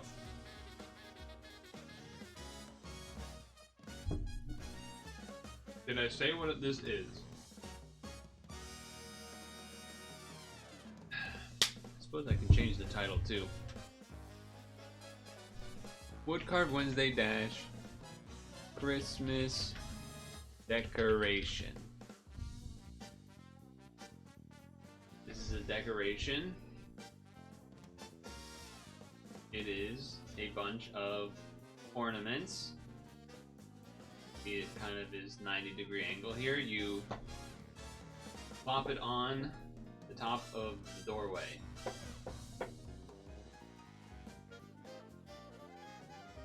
So like on top of there. You would put this in so that it hangs on the doorway. You carve it and then you would paint it so it looks like ornaments. You can have them hang like this one. Then they're hanging all around the house. Or apartment, or whatever. There are more males than females. That's what I was kind of getting into, Zyno, but then I just was like, I don't even wanna. I don't want, because then that was gonna lead me to wanting to having to have someone Google or whatever. So including into the cut balls, the average would be around 1. So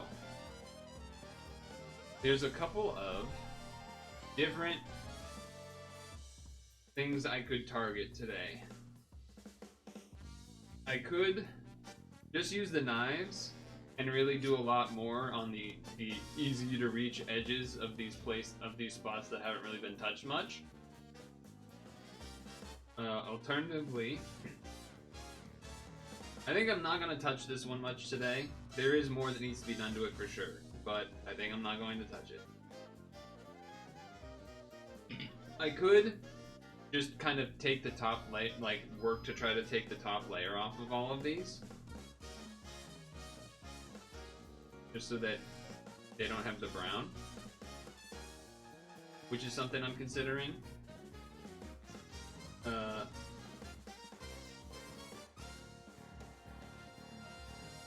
But I think first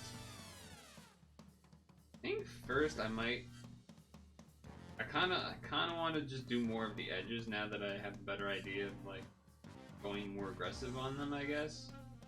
But then, yeah, I'm basically stuck between those two. It's either like just kind of scraping off the top layer of these, or rubbing my grubby fingers all over it.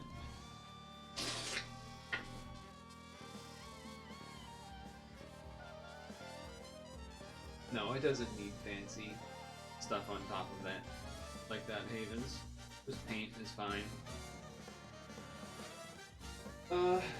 Question is, I almost feel like I'd rather have a, for just taking off the top layer, I feel like I'd rather have, what's it called? I'm blanking on the name, but it's like the wooden thing that you, and it like carves off the top layer very smoothly in like one thing. I feel like I'd rather have that than use like this to manually do that, because it then makes it very bumpy. So I guess I'm gonna start with the knives then.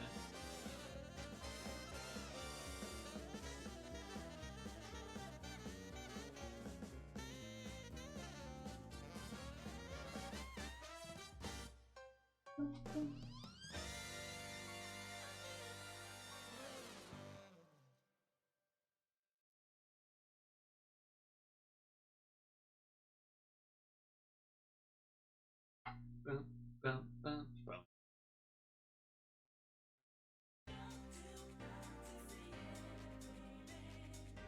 Oh shit, here we go. Mario Hoops 3-on-3 time.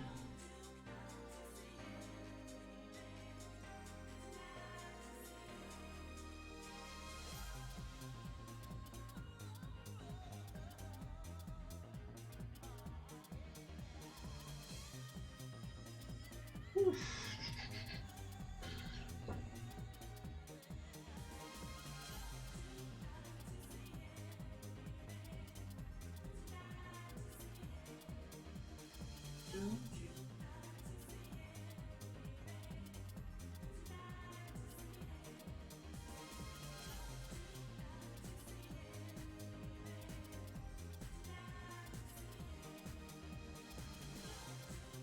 Very trying to go aggressive.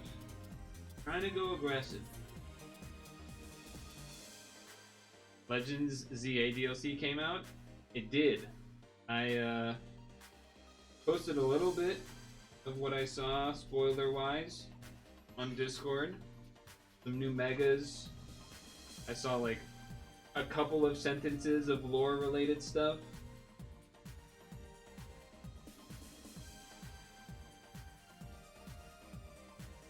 Those do still won.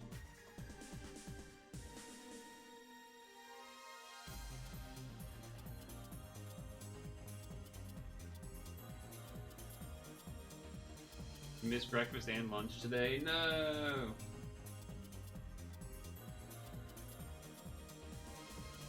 Oh, there was also Pokemon Sleep news.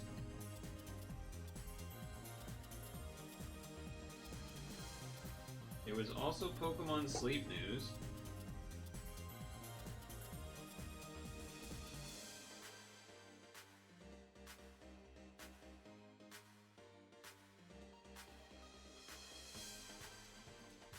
Some new Pokemon announcements. Pokemon Sleep. As well as upcoming event, I think? You know, like the Christmas one or whatever.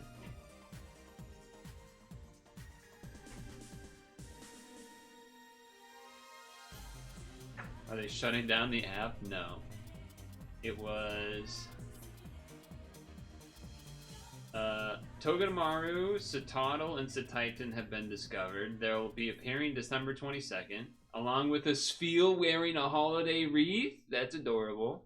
And then, also starting December 22nd, the Double Dream Shard research begins. Ice and Steel type Pokemon will be particularly active. Dream Gifts will also be available on Christmas and Eve and Christmas, with a very pretty art.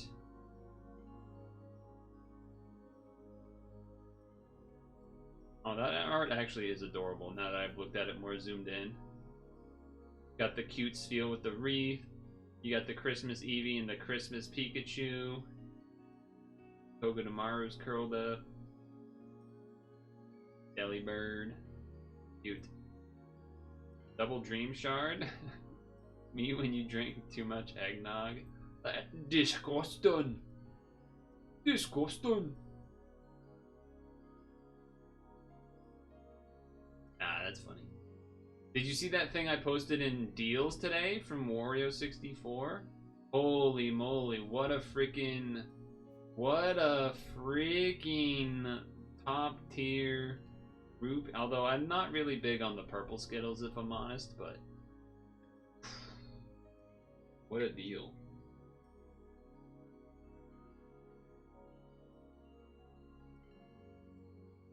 What a deal that would be.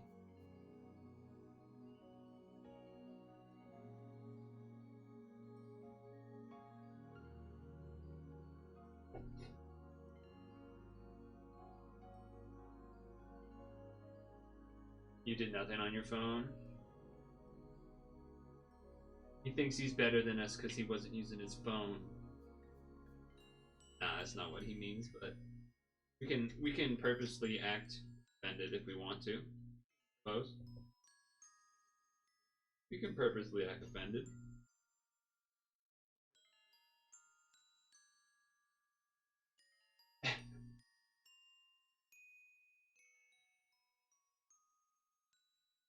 No, you're so dead you didn't get to have your phone time.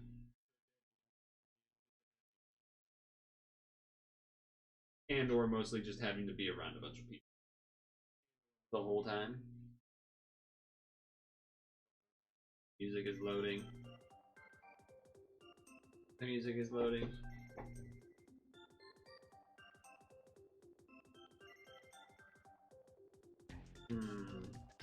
Be a nice time to be a lefty.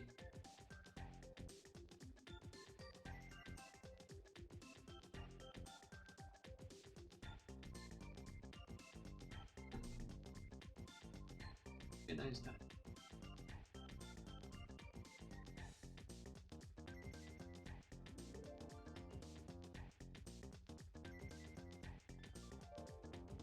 More aggressive.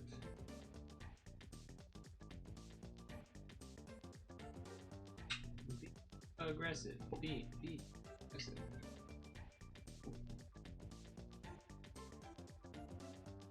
God damn. The grain in this spot is not fun.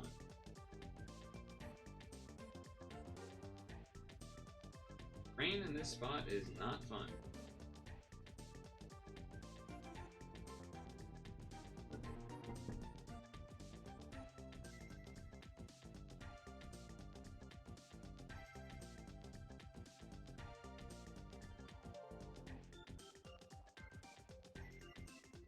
I have to say, it is nice to have the laptop back, though. It is nice to have the laptop back. I'm happy about that. Easier to have an extra chat option, like option to see the chat rather. Not that I need that now doing this, but dude, oatmeal cookies. Damn, oatmeal cookies would go well. I remember when you were making those.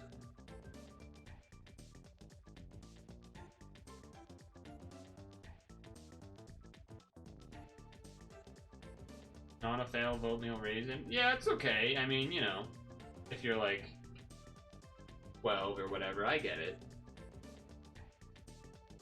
I thought those were boring and lame when I was that age too. No chocolate or candy in it?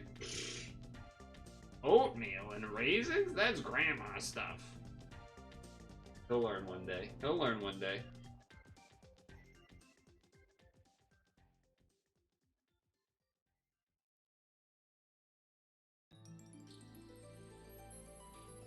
Honestly, I wonder if you would, I would wonder if, so does that mean you would, be more interested in, oh, gifts for the Cotton Bowser. Would oatmeal, but not raisin, but instead of raisins, chocolate chips, would that be something, have you had something like that before? I don't know if I've had that before. I don't know if I've ever seen anyone make oatmeal, but chocolate chip.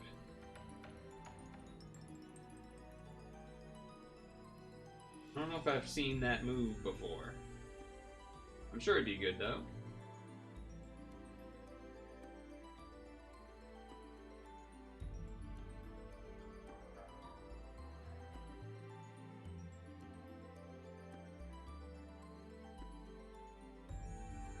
I know, like, you can't really see me right now. You can't really see the wood right now, but it's because of what the grain in this spot, I kind of have to hold it in a weird way, as well as like have a lot more pressure to cut into it than other spots.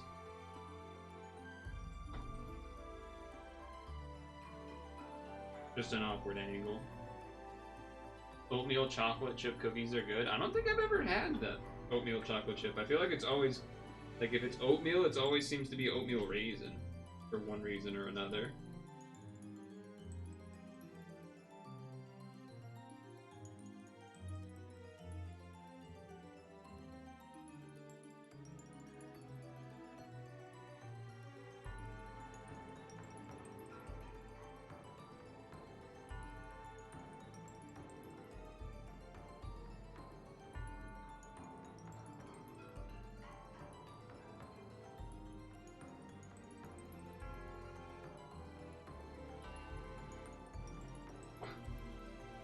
Like, pushing that right into my fucking sternum. And it like pushed on the zipper at the same time, so I just like pinched that area. That did not feel good. That was not pleasant. That was not pleasant.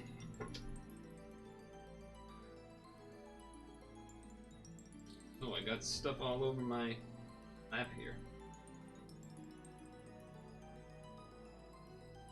Savings all over me. Guess I could do this. Don't really need to, but why not?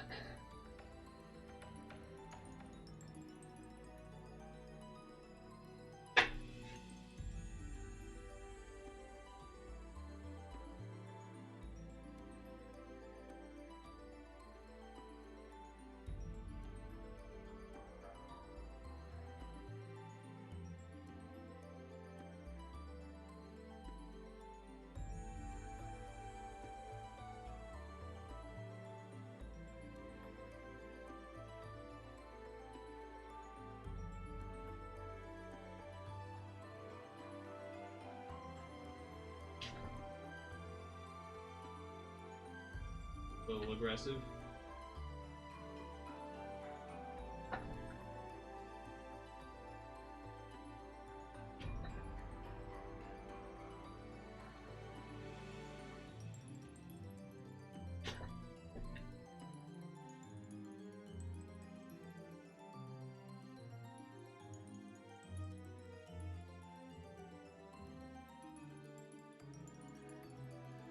Whew.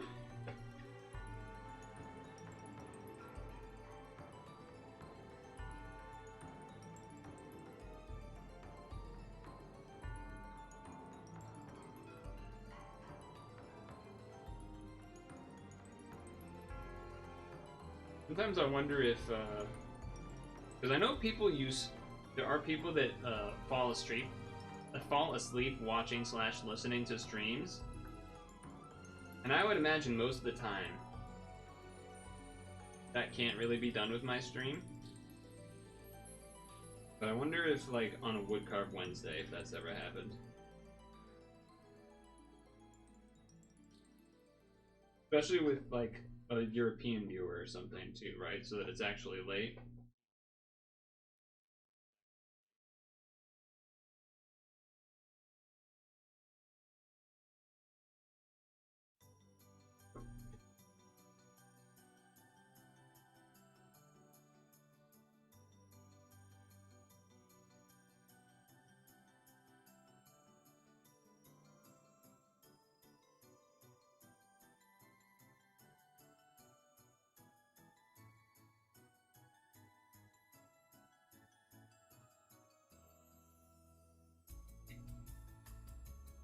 I'm basically using this hand as like a stopper so that I can't, because you know I am technically pulling towards myself, but this hand is the stopper, so it can't really go beyond that.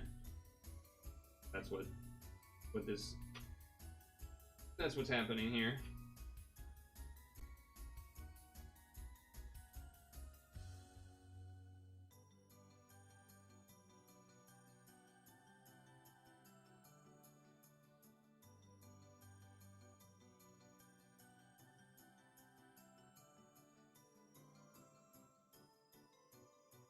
You once did fall asleep to the stream.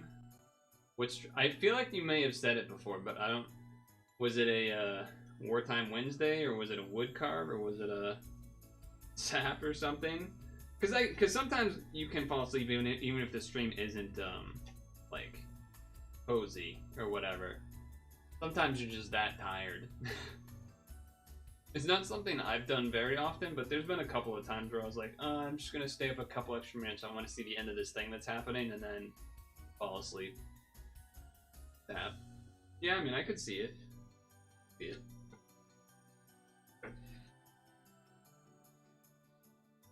You never fall asleep to a stream unless I'm tired? Yeah, that's usually the case for me as well. Usually I'll have a stream open while I'm like getting ready for bed. Maybe briefly while sitting in bed and like doing the last checks on my phone or whatever. But usually then I'll put on like a something on YouTube that is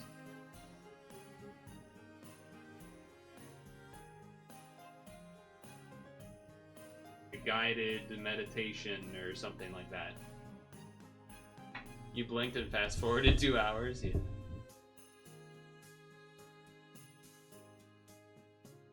You lurk all the time? Right. You fell asleep once when I was playing the Kirby puzzle game on NSO. The recent Kirby puzzle game, the Star Stacker. By the time you woke up, the stream ended.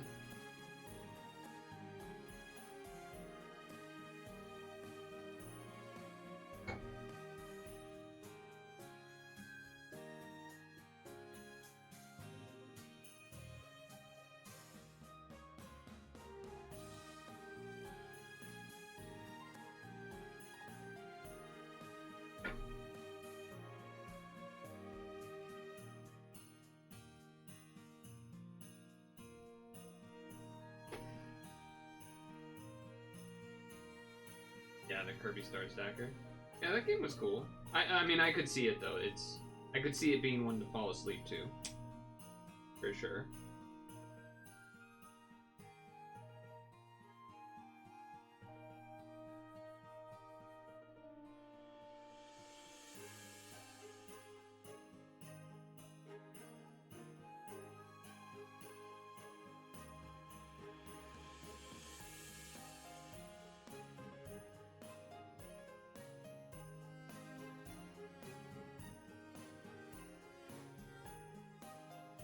repetitive sounds. Yeah. For sure. How did I get into wood carving?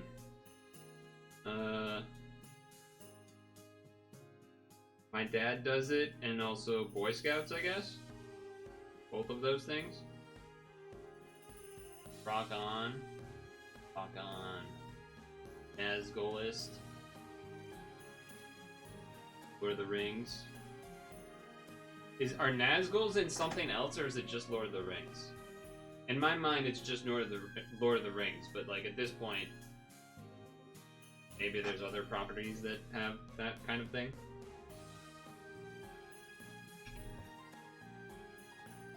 I don't actually know.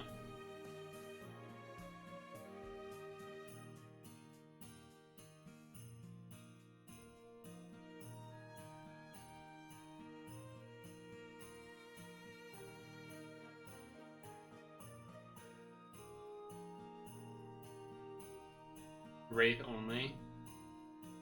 You also only know of them from Lord of the Rings. What maker brand knife? There isn't one. It's just it's a knife. I don't know how to do, I know that sounds like a fake answer. This one has my name on it because my dad gave it to me for my birthday. So he put it together. Now, I don't know what that means as far as where he got the blade, but the handle he definitely did, and I assume that's the case for this one too. It says Art Dad on it, on this one. As far as the chisels, as you can see, the handles are all sorts of random. So, given to by other random people my dad has ran across, as well as probably getting them randomly from various random places. Though this does say, this one specifically says J.B. Addis Asons and Sons. J.B. Addis, J.B. J period B period ADDIS ampersand Sons. That's what this one specifically says. I don't know if any others do, but this is this will hang on a door, top of the door. That's why this is like this, and it's going to be ornaments, a bunch of ornaments here. Big one here, this one's set back behind these two, and then this one at the end. You need it to go, the reason you need it to be like horizontal going this way is so that there's enough weight there it doesn't go and fall off the top. And yeah, once it's done it will be painted. Deciding on the painting colors, or deciding on the colors for the different ornaments is going to be like the hardest part. Because I'm indecisive. You know, do you just go raw colors? I feel like one of them has to be raw red, but maybe that's not true.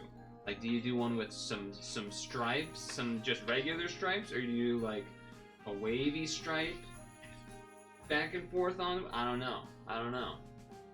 It'd be tough. Just making sure. You don't need to interrogate people when they come in. Relax. Fucking relax. Even if it was one of those people that are like, can I do a commission of for your channel or whatever? I'd still, hey, it's still someone that's at least around for a moment. At least it's still somebody. Blacksmithing's cool though. Blacksmithing's cool. I haven't really done any blacksmithing, I don't think. Make one look like it fell and shattered. That'd be kind of funny. I have brainstormed a bunch of ideas for these. Not these specific, but like these as in like the door things that hang on the door. I guess I can show Nazgul a finished one. It's not ornaments, but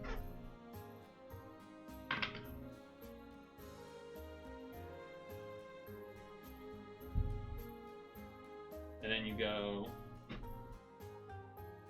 I know you can't see the top of it, but you just know that it's hanging on top of the door. And then you can see it.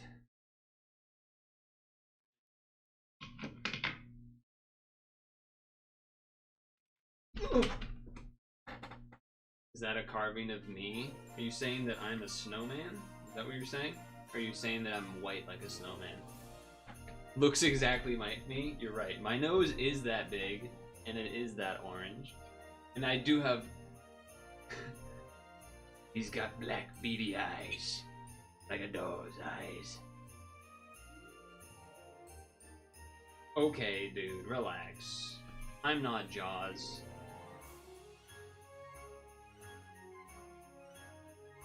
And scarves inside, cold bitch. I've never worn a scarf on stream. I also don't really wear scarves anyway. Not on stream. I'm not really a scarf guy. Not much of a scarf wearing kind of guy.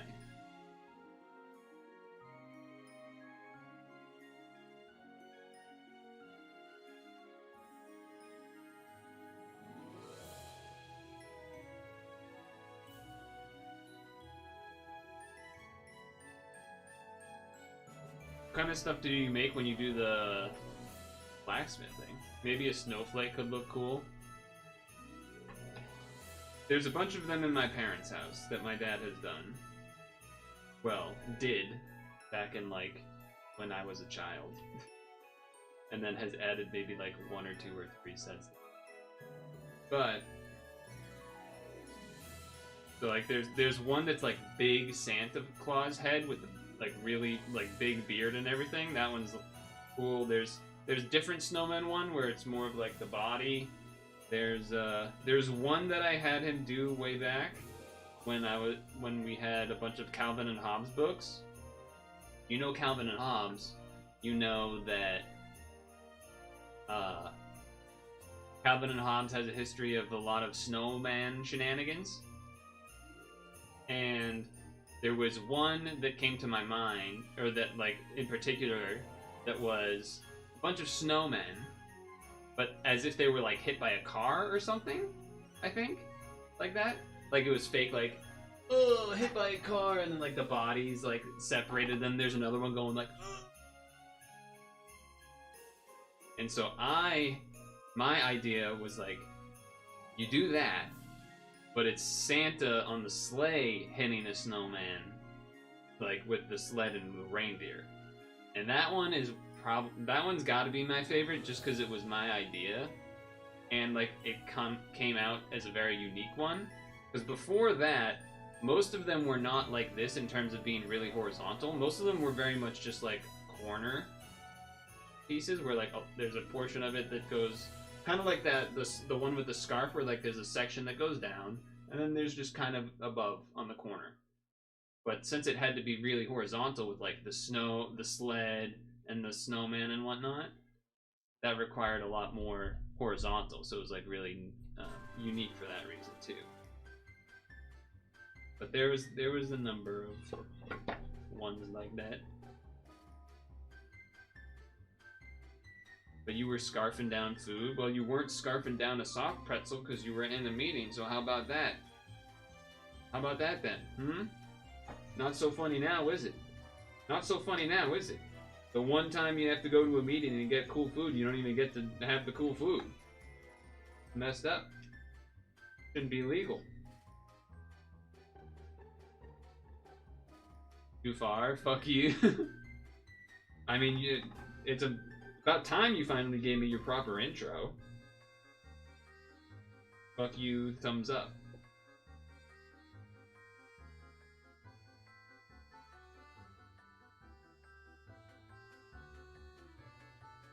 About time. Took you long enough. Beep, beep.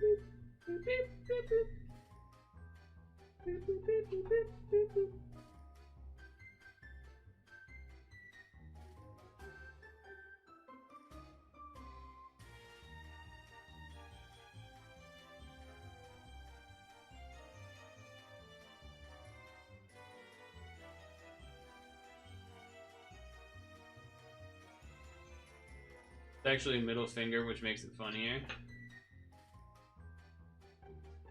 But yeah, it's supposed to be middle finger, right? What did I say? Did I say it wasn't a middle finger?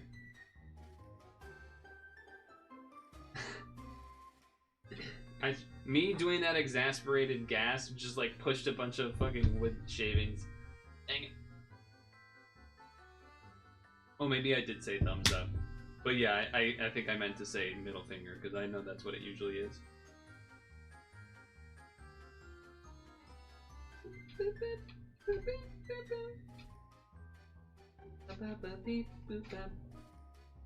Guessing the Nazgul guy is gone. Just curious to know about what funky blacksmithing stuff he's made. Or she, I guess. I guess I don't know. I assumed because of Lord of the Rings and blacksmithing, I guess. And being on the internet. All of that, three things together, really. Aim to the calculation. Dead Snow Time Curtain.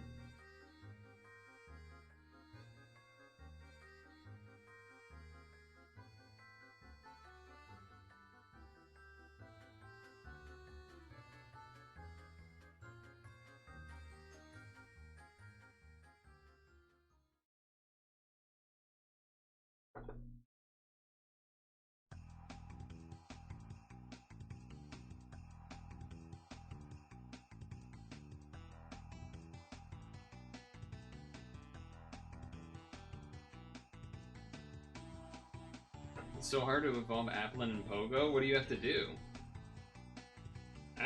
Do you have to do something weird to evolve Applin in the normal game? And then so they made it like obnoxious in that game too?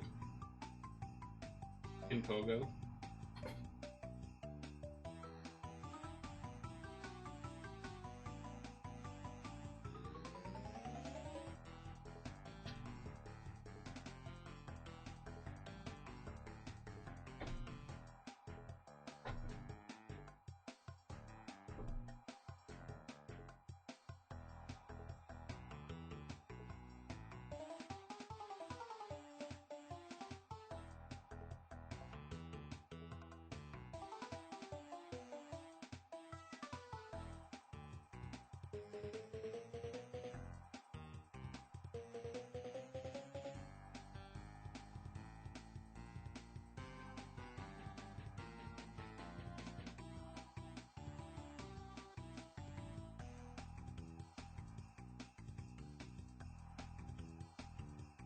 I like different kinds of apples that randomly spawn on the ground, like 20 tart apples and like 200 candies. Jesus. That sounds like a lot.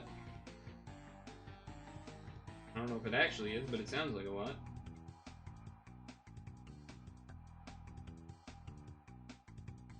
Sounds like a lot. It is.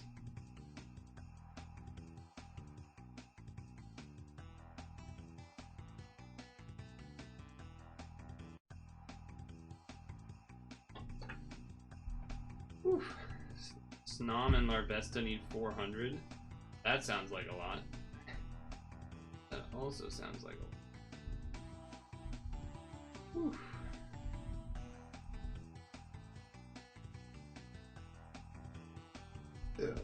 Excuse me. What are we carving? Hello, Bork. A Christmas decoration. Do you have any idea what these might be?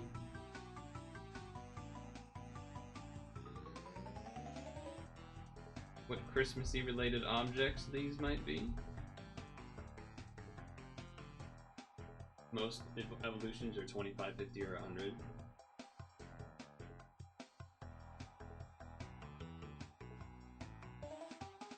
Pumpkins, but you guessed baubles. Is baubles the name for an ornament? A circular ornament in some other country? I've never heard that before. But if that's what you mean, then yes. Yes, okay. Where are you from that people call them that? Because now I want to know. Because now I'm like, wait, what is that? I've never heard anyone say that before. That sounds interesting. Bobbles. Makes me think of bobbing for apples. Bobbles.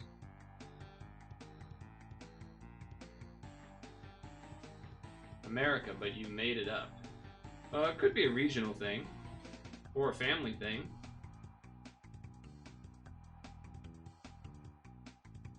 Could be a family thing.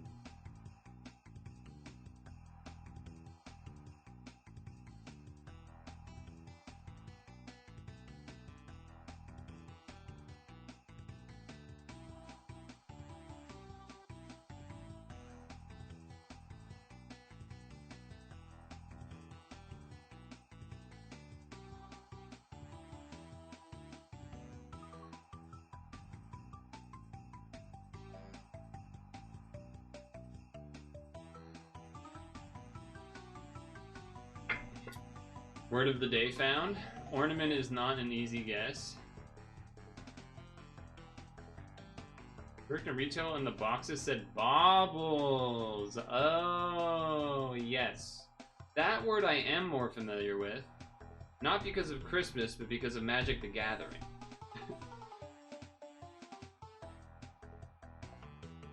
Which is interesting.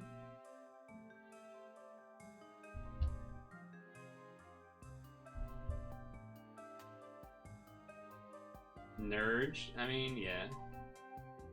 Yeah, I guess they are. I googled bauble just to see what comes up. Yeah, it is those Christmas ornament types. Yeah, but if I do space after baubles, MTG, there's a couple that come to mind that are pretty well known. It's like Mishra's Bauble. Yep, Mishra's Bauble. Mishra's Bauble and Urza's Bauble, I would say, are the two most known ones. But there's a couple others in Magic. Christmas bulbs, I've heard that too, Dukester. I've heard bulbs, for sure. Bulbs I've heard many a time. Ornaments or bulbs, I feel like are the most common. But ornaments kind of also count anything else as well.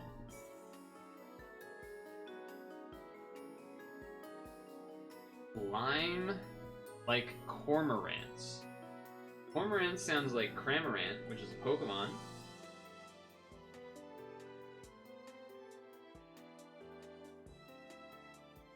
If that means anything. But yeah, definitely bulbs I've heard, and then ornaments, but also ornaments kind of counts anything that's hanging on the tree in a sense, so bulbs for sure. Baubles is definitely a fancier name though. Is that the water bird that looks like a condor? Yes, that is Cramorant. Cramorant's in Pokemon Sleep.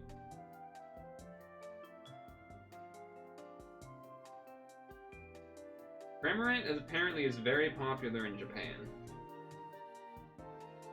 Not really sure why, but apparently it's a very popular one. Which is why it has shown up in a bunch of like the side games, even though you wouldn't expect it to be like that popular. Like Cramorant was in Pokemon Unite relatively early on and stuff. Stunfisk?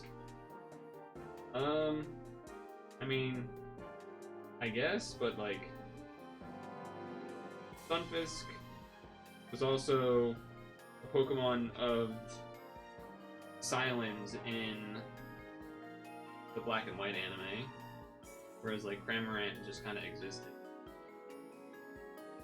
And also Stunfisk wasn't in... I think Cramorant was more popular than Stunfisk.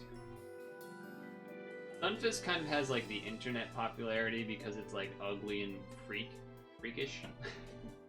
But, anyway, to answer Bork, yes, this is a decoration. It hangs on a doorway. That's why there's a 90-degree angle. It hangs on top of, like, the door...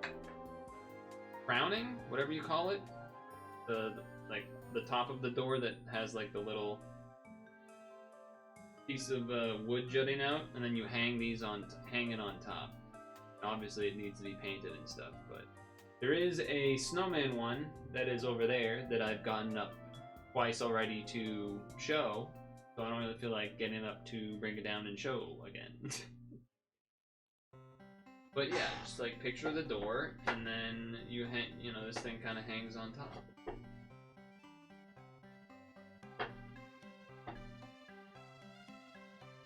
Or fireplace edge too. Yeah, exactly. Basically any kind of thing like that. The reason I guess for doorway is because it's specifically thin enough to fit on the doorway, and like also be like flush with the wall basically on the backside. But you could do it with the fireplace thing too. It's a similar type of deal. For sure.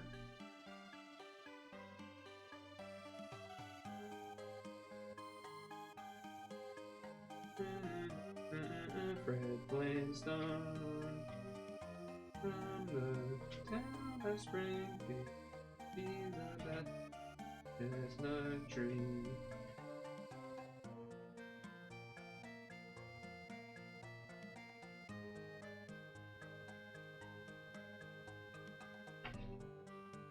I don't have a fireplace. But you're right, it could do that. That would be a good spot too. That would be another good spot for sure.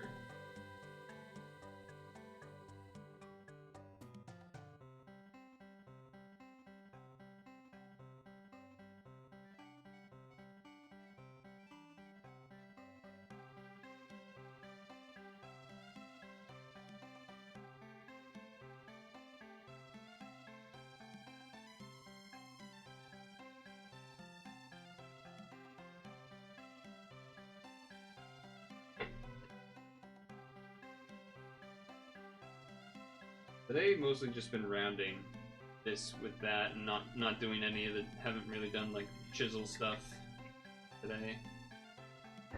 Haven't been smacking.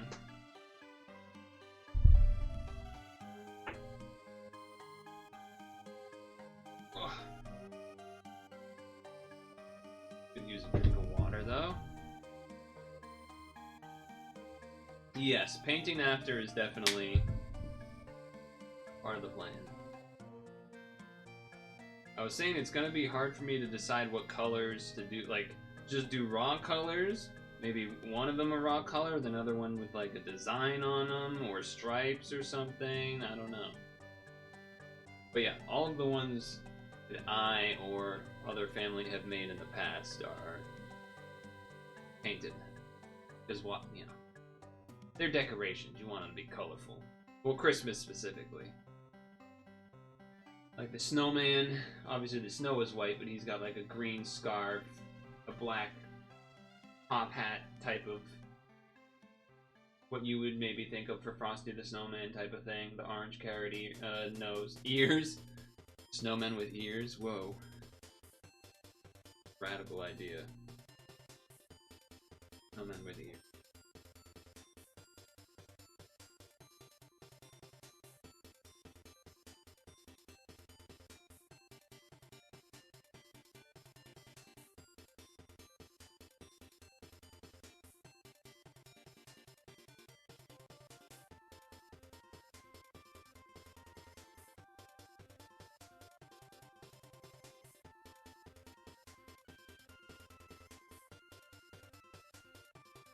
Kind of pushing the various shreddings to the side.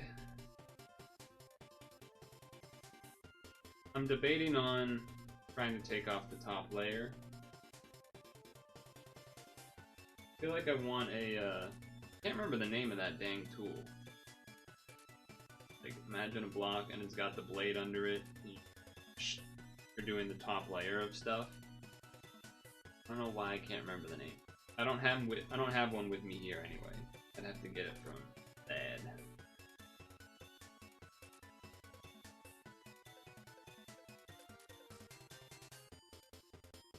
And you could kind of do that with this, but it wouldn't be a smoother it wouldn't be as smooth of a process. Curve, light curve.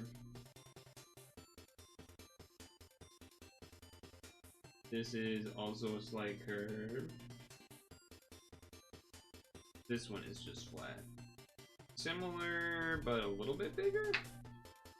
Yeah, a little bit bigger.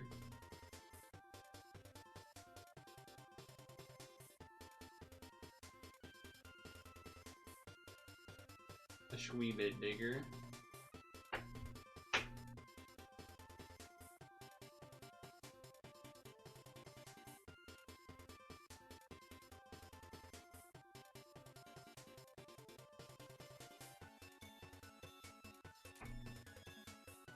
This part is the most annoying because I kind of have to hold it like this, and then it requires more pushing because of the grain. An awkward spot. Can't really hold it under the camera as easily.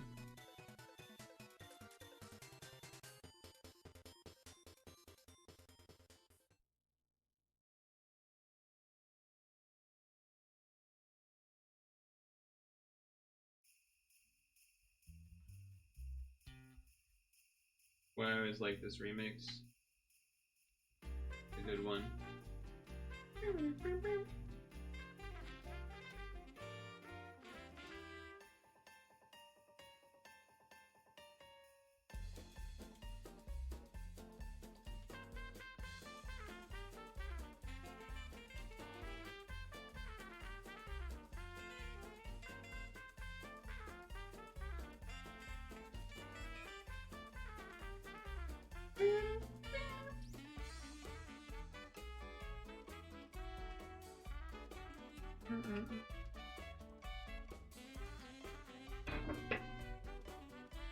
I think I'm gonna have to get up to pee at some point, relatively soonish.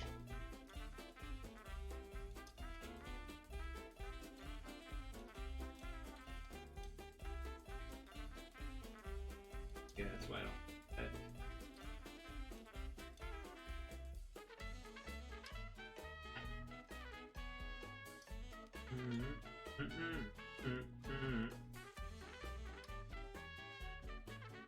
Yeah, it's too uneven. I don't like that.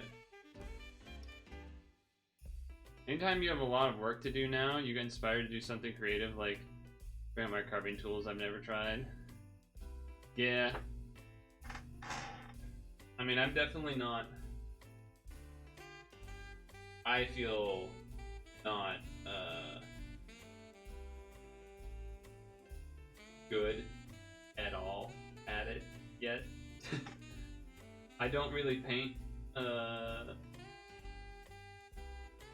guess like in the same way with painting, where I don't do painting at all currently, but I'm at least trying to do this.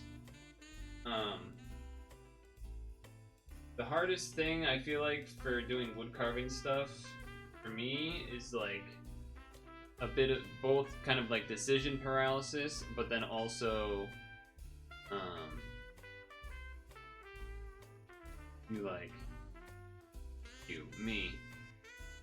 I will oftentimes not be as aggressive as I need to be in terms of actually cutting off wood,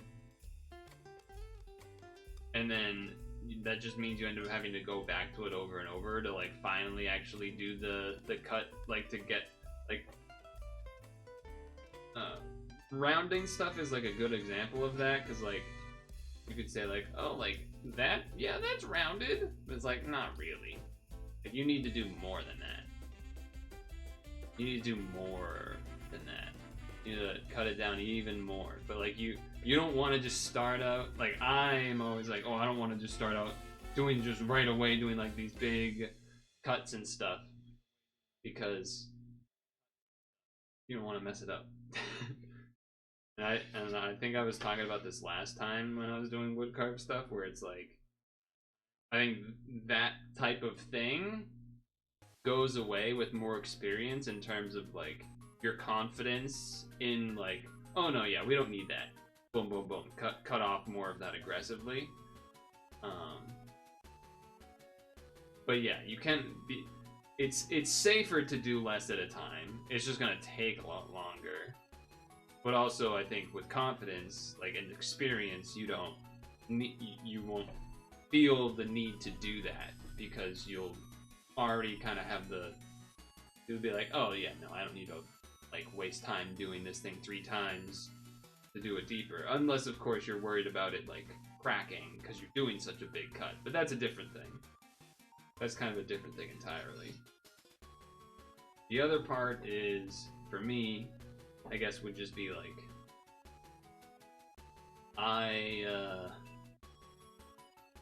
you know, it is wood. So,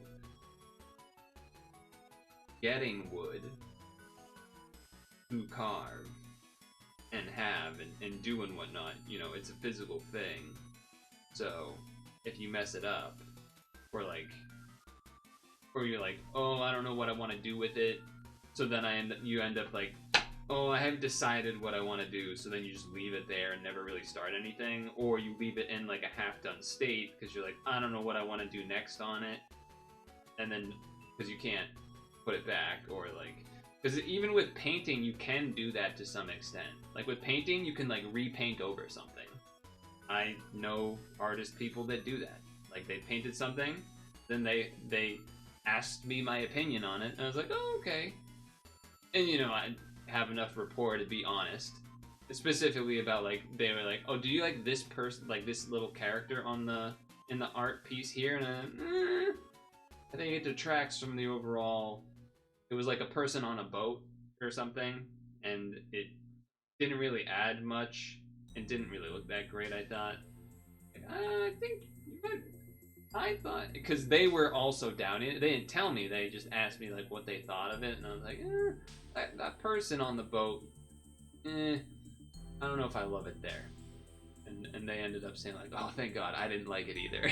And so then I talked to them some week later or whatever, and they're like, and they show me the updated thing, and as if it wasn't even there, because they just painted back over it, and like redid a section. But you can't really do that with wood. You sometimes can, but it's more of like, it's not usually like you can redo a spot. It's more of like, if you broke a giant thing off, you could probably glue it back together, as long as you didn't need to like really do like a bunch of extra stuff to it. But like, for example, if I like, let's say this gets all carved and it's like basically done, but somehow this part like breaks off, you could glue it back on and it would be fine, as long as you were done with it. But anyway,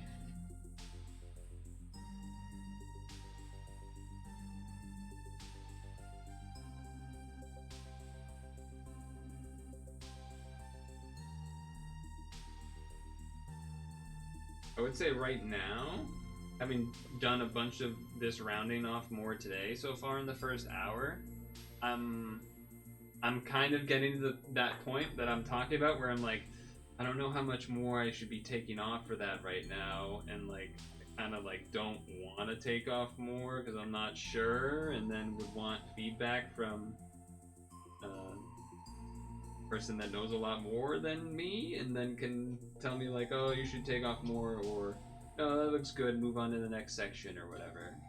It's just like that experience of like, is this what it should look like? Like, will it look good like that? Do I need to be taking off more? Certified critic? No, it was less of like an art critic, or like, and they more like wanted like a non-art critic perspective. Like, does that look weird at all? And it's like, it looks a little weird. And like, yeah, okay, I didn't like that either.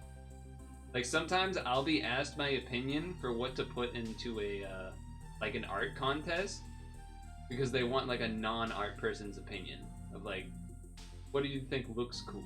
Or like, like basically like what looks most cool to a normal person, instead of an art person that might have opinions differently for some other reason.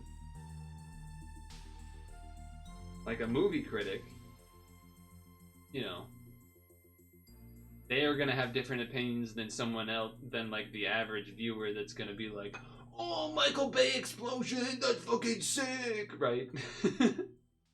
It's kind of like that. Maybe not quite that bad, but like, you know, maybe not quite that bad, but you get the idea. You get the idea. Oh, explosion, colors.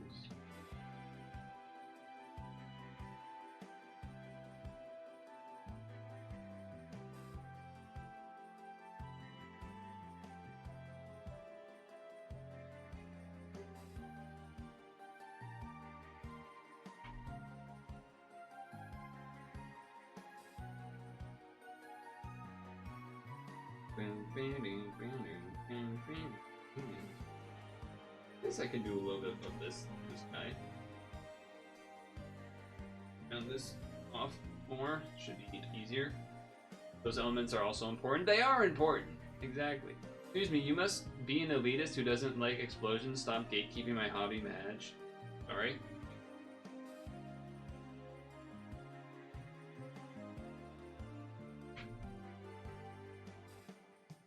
Everyone likes a good explosion. Everyone likes a good explosion now and again.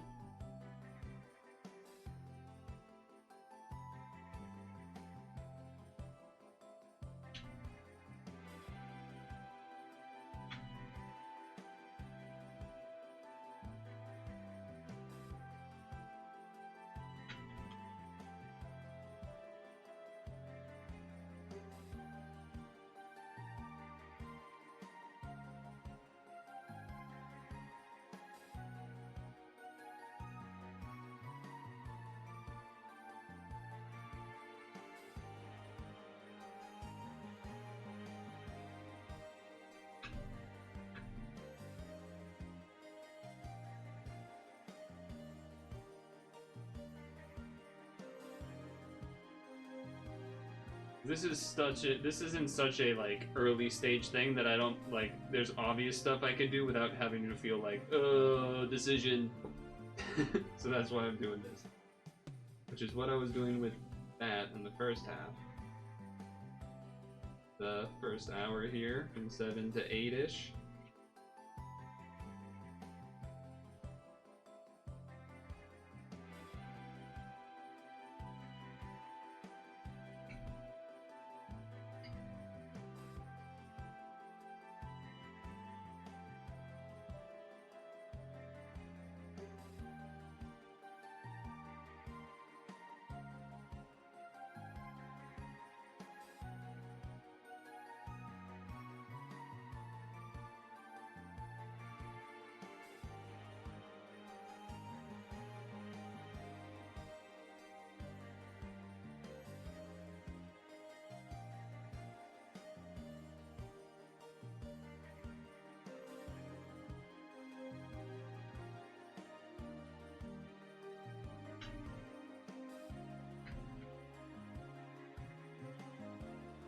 Also easier to grip this. Maybe we gotta hit it from this angle? Yeah. Grain-wise, I think this is a little bit easier. Fucking end grain is so annoying. Why does wood gotta be annoying like that? Freaking wood, man. Speaking wood.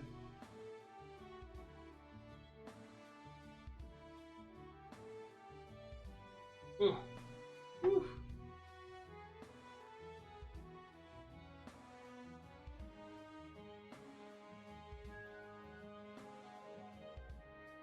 Yeah, definitely, my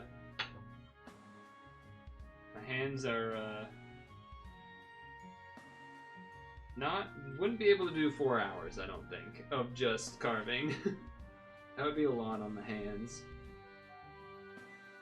At least at this intensity, doing this kind of spot.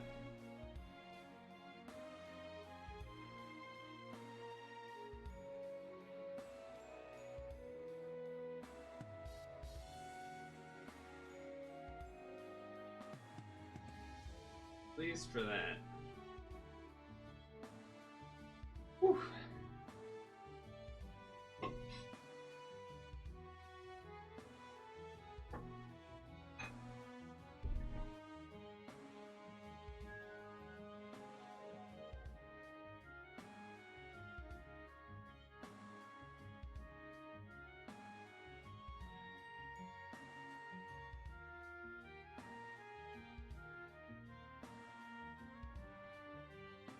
Making a line that I can try to be somewhat consistent.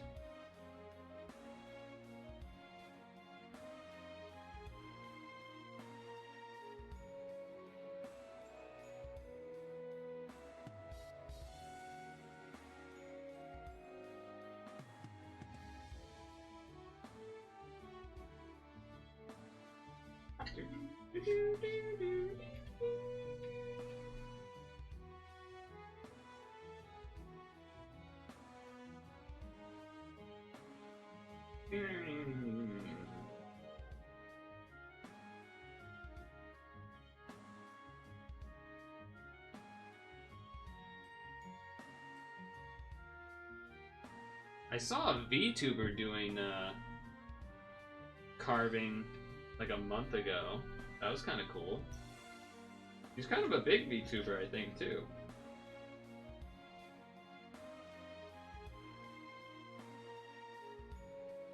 At least I've like seen her before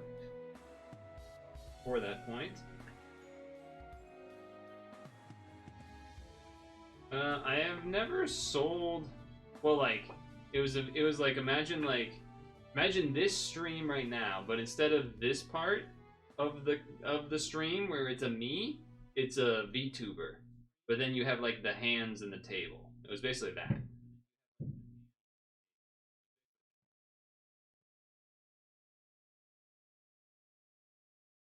Which is still cool. I know like VTubers do that kind of thing sometimes where it's like their hands doing something, usually top-down camera, and then like their avatar thing is there. But usually I've only seen that for like opening card packs or cooking. Cooking ones were kind of neat. Or I don't know, putting together like a Lego set or something, or like a Gundam or whatever. I've seen that kind of thing, but I didn't see one until that carving one. That was the first one I saw carving, which was cool. But no, I have not sold anything I've made. I've not made many things, to be clear. I've barely made any things. And a couple of the things that I have done on stream, like the little turtle guy and the little tugboat, were gifts to people. The tugboat was a gift to a friend who had just had a baby, and then the turtle one was for meeting, was just for another, basically, an online friend that I got to meet for the first time. IRL.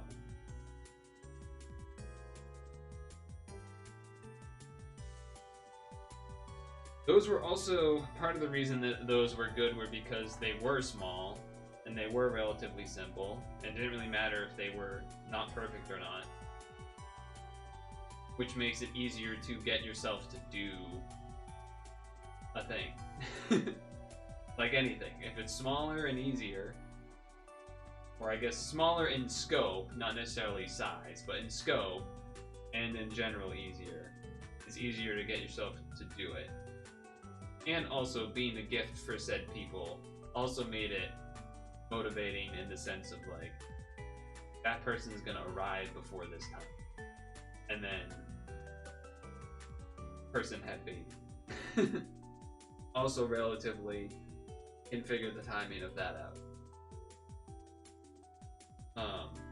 The only other thing there's only been 2 other things that have been worked on really on stream besides those 2 things that I mentioned. Obviously those 2 things I mentioned I don't have because I gave them to those people. This is an unfinished. You think you can figure out what this is? I feel like the side profile makes it easy. This is an unfinished. A giraffe. It's a frog. Yes, it is a frog. It's an unfinished frog.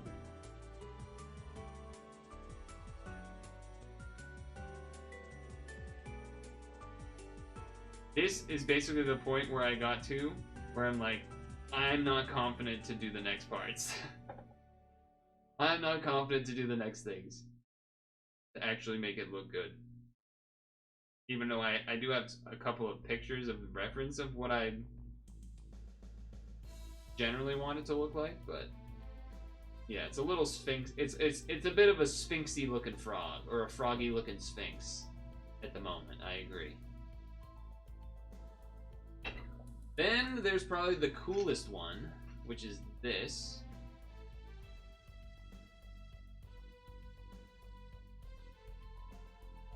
But this is has more of a story to it than just being done on stream. Because there's also the other part, which is this. Which is indeed a ball in the... This was indeed just a piece of wood. Not a ball put in piece inside. This was one piece of wood, like this.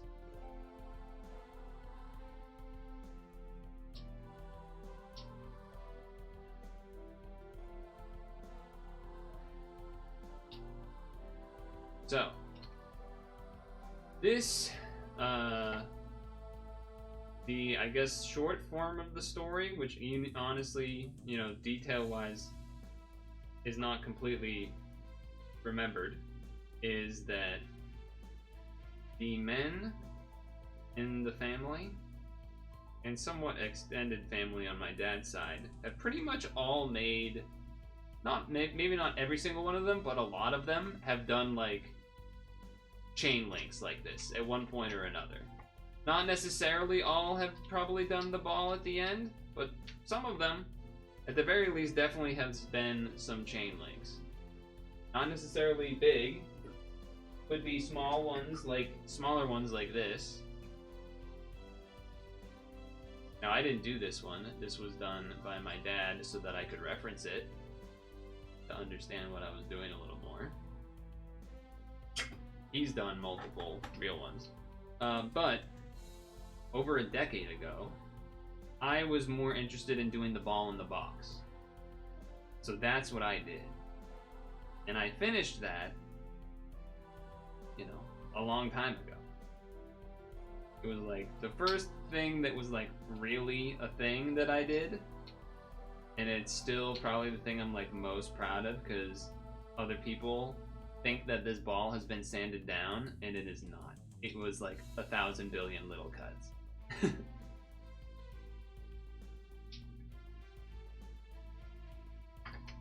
But the chains were only kind of, I don't think any of the chains were actually separated yet until I started coming back to it on stream. I think maybe, no, I don't think, we'd have to go back and look at the VODs, honestly. But,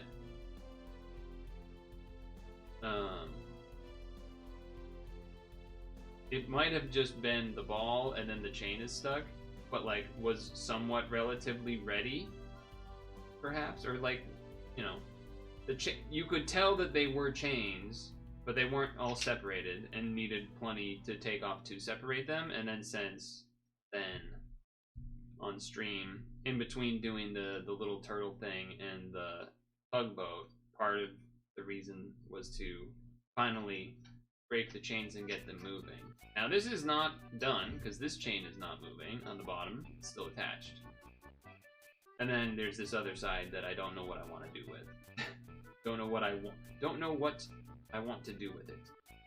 But yeah, there's a lot of history to it, because at this point it's definitely over a decade old, I'm pretty sure.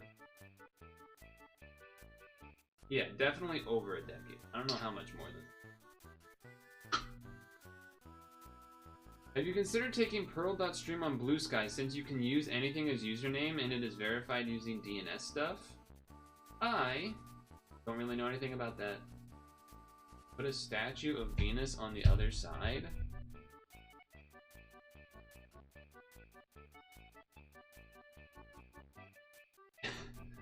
I don't think it's the right size for that. That would be a weird... Imagine, though? Still in a box, though? Yeah.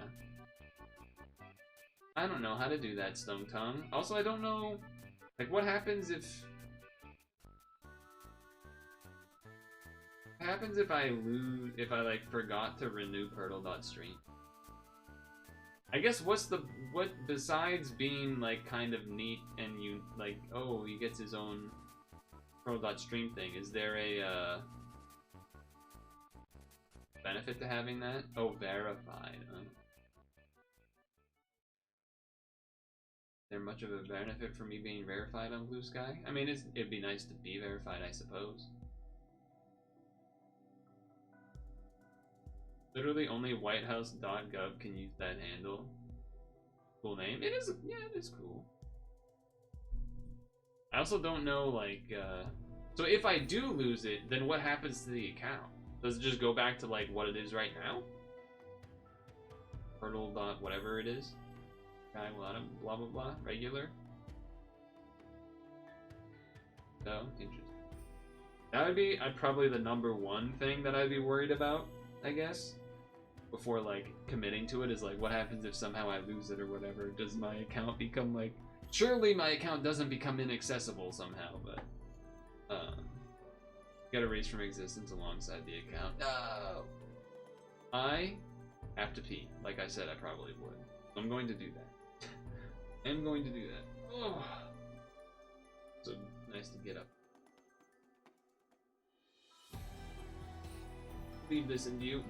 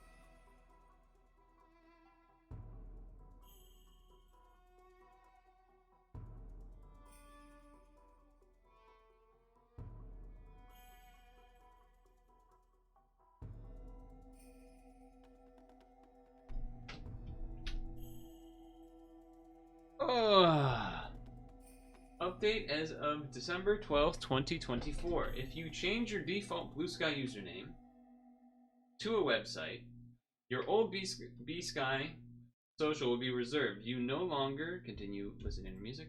You no longer need to create a second account to reserve.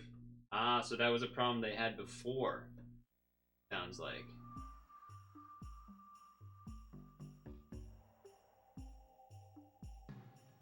For every account, only your most recent is reserved for you.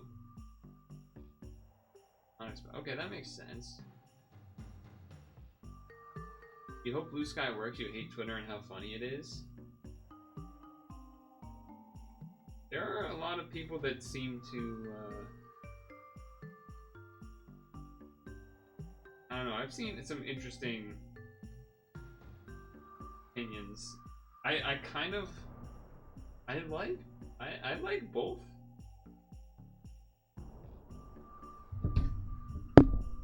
I mean, I like,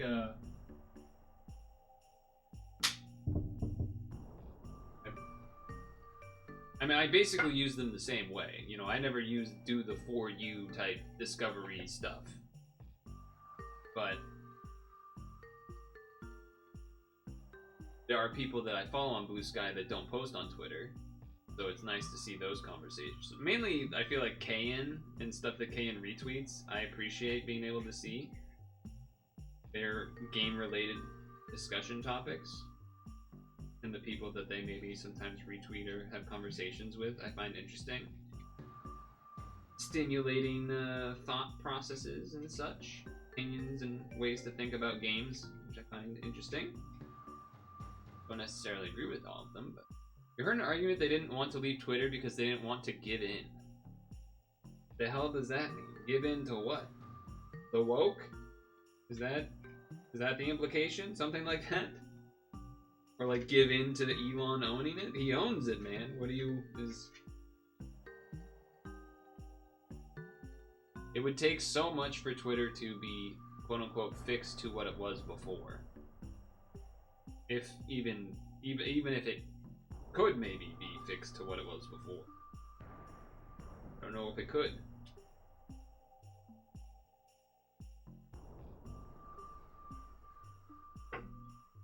Like, don't let Elon bully you away. I think that's just like a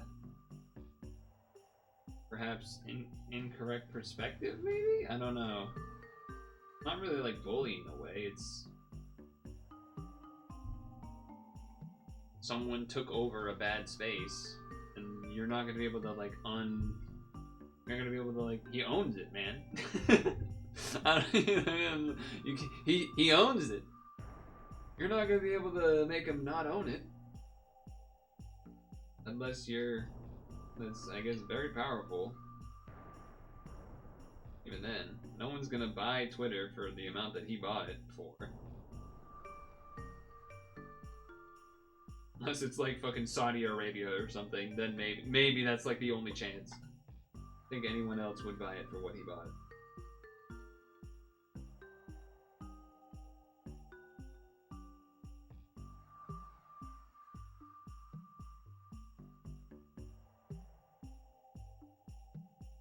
Well, it certainly looks more round than before. That's nice.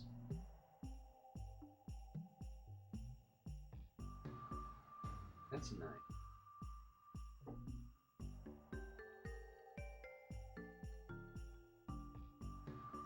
I appreciate that.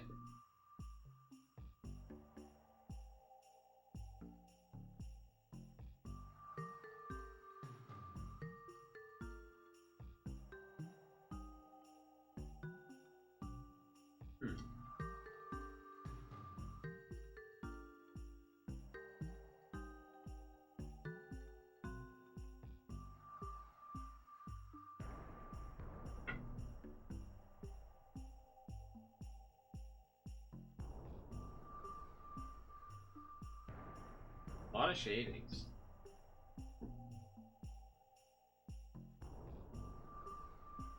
Shavings. I think I'm going to continue doing the quote-unquote easy stuff by finding out this part more now. Well, probably not this side, because that's hard to do with just the knife, but this side definitely.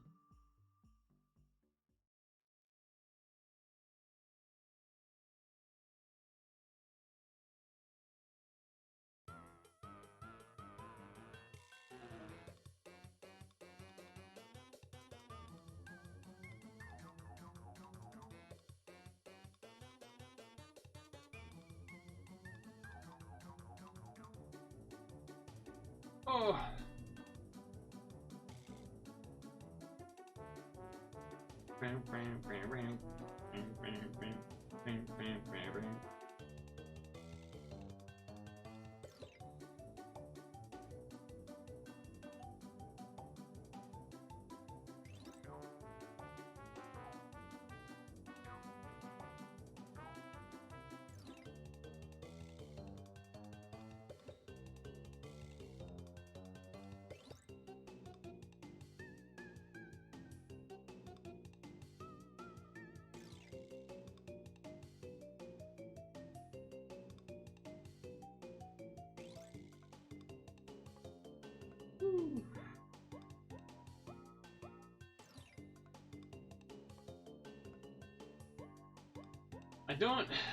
I still do use Twitter because there's people that post there that don't really post on Blue Sky that I'm interested in keeping informed on, as well as sometimes news-related stuff. Kind of similar in the same way of just like people that would post there that don't post on Blue Sky. I kind of get that kind of happens on both sites. There's people or things that get posted on each of them that don't get posted on the other that I would be interested in seeing said things about.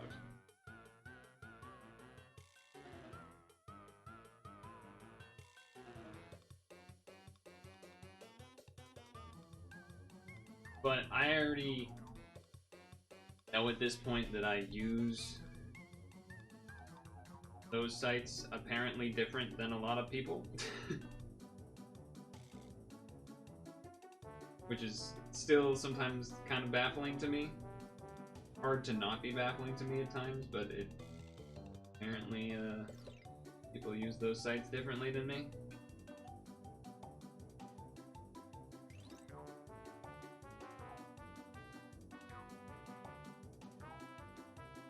Like, the idea of using the For You part of Twitter is crazy to me.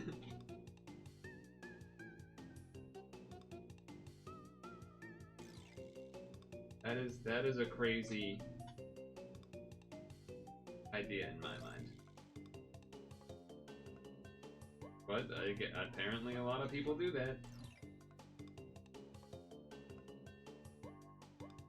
Algorithms choosing what I see. I don't really see the appeal. I don't get it, but I mean, I suppose I kind of get it, I guess, if you want to just like infinitely roll stuff, I suppose, but kind of purposely don't want to do that again. Especially on Twitter, where like now you know. I mean, if you anyone that's informed would know that like Twitter is like purposely proven to promote, let's say, not the most even politically leaning views. I don't know how I'm supposed to say that, but I think you get my idea.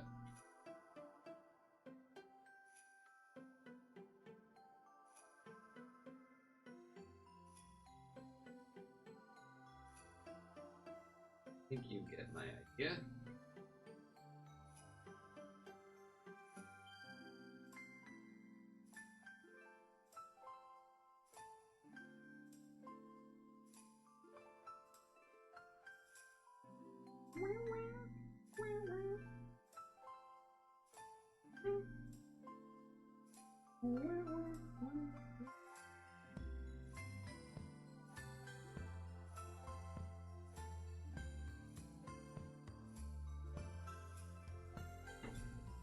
Biased? Yeah, biased. Could say that. You could say that.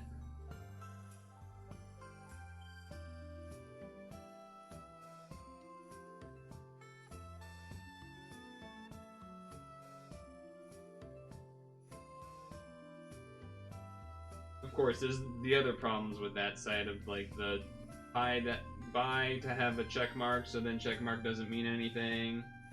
Proliferation of bots, etc. so forth. There's all that stuff too, of course.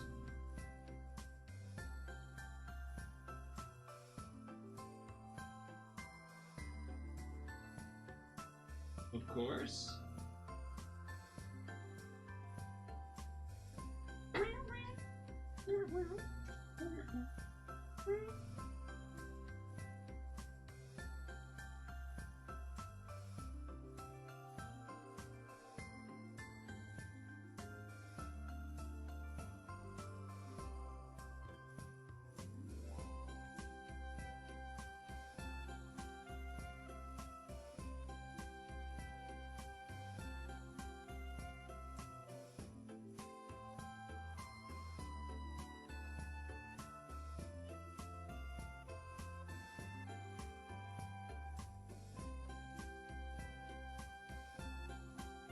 Do you like streaming on here? Like, is there any reason not to? Is there any reason not to stream on here? I have been thinking recently about doing like multi-streaming to YouTube. I know that is a thing people are messing with more and more. I've thought about that.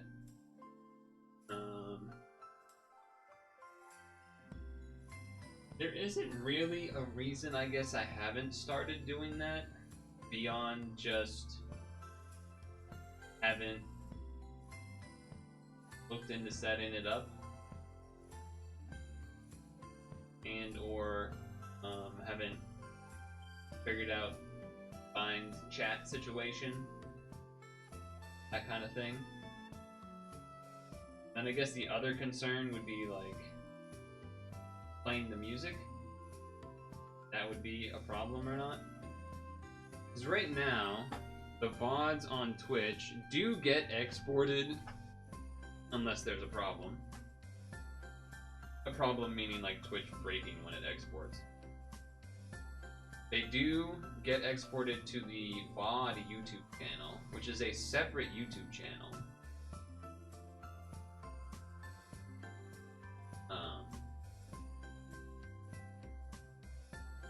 And I have, at this point, basically it's only ever video game music, which most of the time does not cause any YouTube issues. Sometimes things will get recognized, but rarely, I don't think almost ever, pretty much nowadays, does anything actually get blocked or whatever because of the music that I play. So there probably isn't a reason to not multi-stream to YouTube beyond just the extra effort to do it. I suppose. Probably really the only factor for why I haven't yet. Because on YouTube, I just don't know how to do it. And haven't done it. And it's another thing to have to set up. As far as why maybe I started here, because I've had a Twitch account since before Twitch was Twitch. When it was Justin TV. All the way back when it was Justin TV.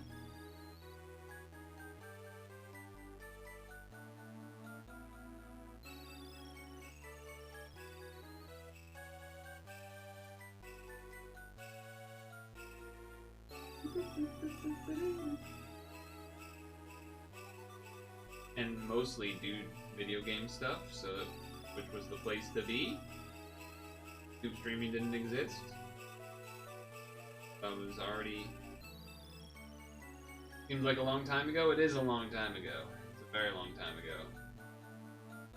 I've been like a Twitch... in the Twitch ecosystem as a viewer for a long, long time. Just used to Twitch. Intermittent streams over most of those years, now and then, nothing crazy. But more consistently streaming was like since probably 2016, 17-ish. But usually was less than now. Probably it was only like Mondays and then maybe a couple of other days, like maybe another day of the week, and then maybe more when it got to like 17 to 18 was more like, oh, 2 days a week, maybe 3 days sometimes. Then in 2020 or 2021, somewhat switched over to like Monday, Wednesday, Friday, Sunday. But even then, I think there was, I don't remember if that was before or after switching to like doing all of those days or not, but there was definitely a point where it was just like 7 p.m. to 9 p.m. EST. Then at some point it became like 5-ish to 9-ish. Because working from home made that easier. Currently though, the other reason I guess that I can still do that now is because I'm looking for a job. Not a great time to be doing so, I'll tell you that.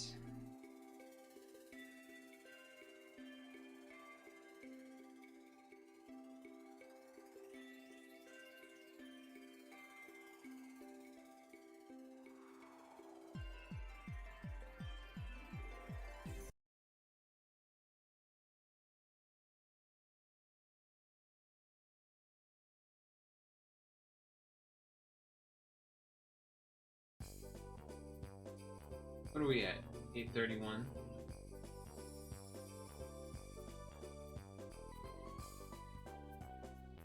I'm just holding it further away to get a view of how things look. don't feel like getting it up and sending it far away.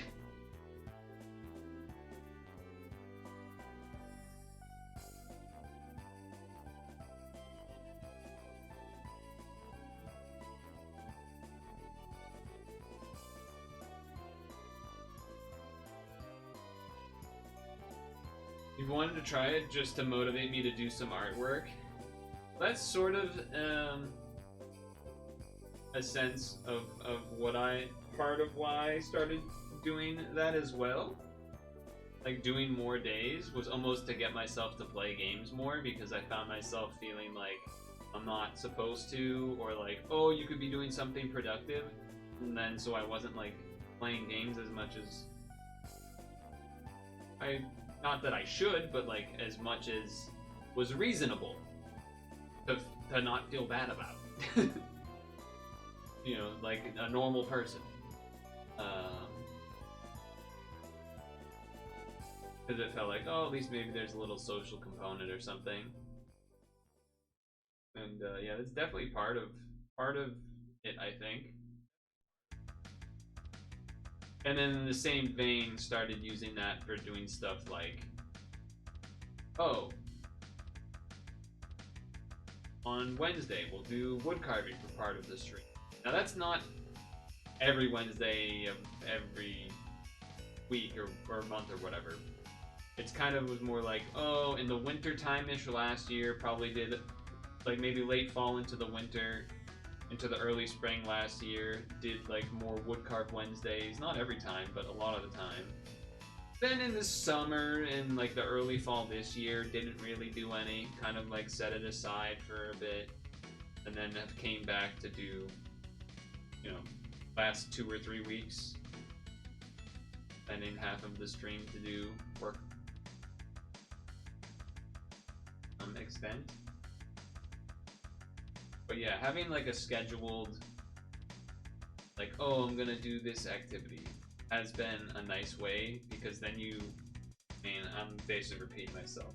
The idea of like, you'll kind of decision paralysis, guilt trip yourself into like, oh, I shouldn't do that, I should do other things that are like better. And then you end up kind of like sitting there, like not actually end up doing anything, and like then you're like keeping a stream or like a TV show or something or a YouTube video on, and don't end up doing anything at all anyway. Kind of nice to have like, all right, we're doing it's Wednesday, or you know, as an example. Oh, it's Wednesday right now, this current period of time. We're gonna do a little bit of gaming, and I'm gonna do some wood carving. Nice for that. Now, granted,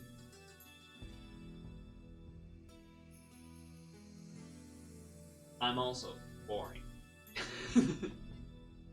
Right? It's not like there's a lot of people here. But it's not really for that, I suppose, anyway. The only thing that I would say I lose out on by this scheduled time being done as a stream thing, as opposed to like a...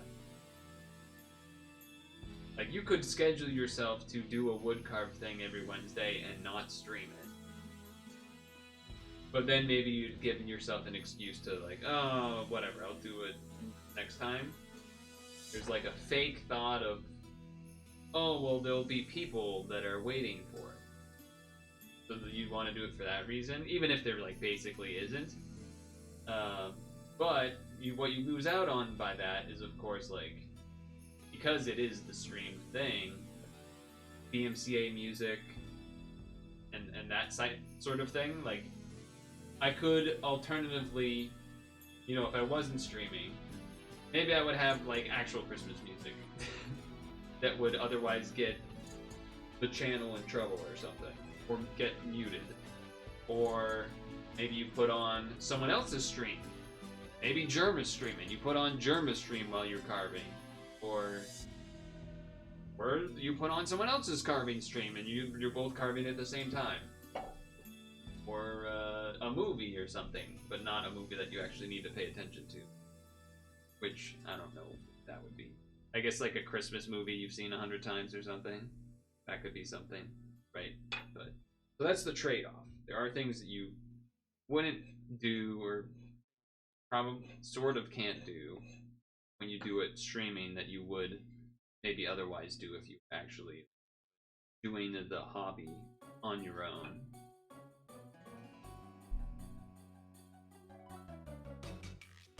Which I've told myself, like, oh, maybe this Saturday I'll do some wood carving as well. But then I always end up same thing of like, oh, there's this other stuff I should do instead.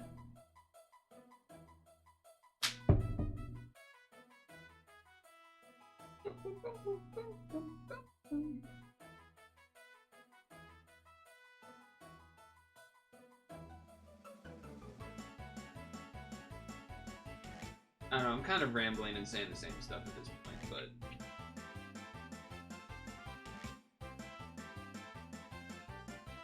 I'm kind of saying the same stuff.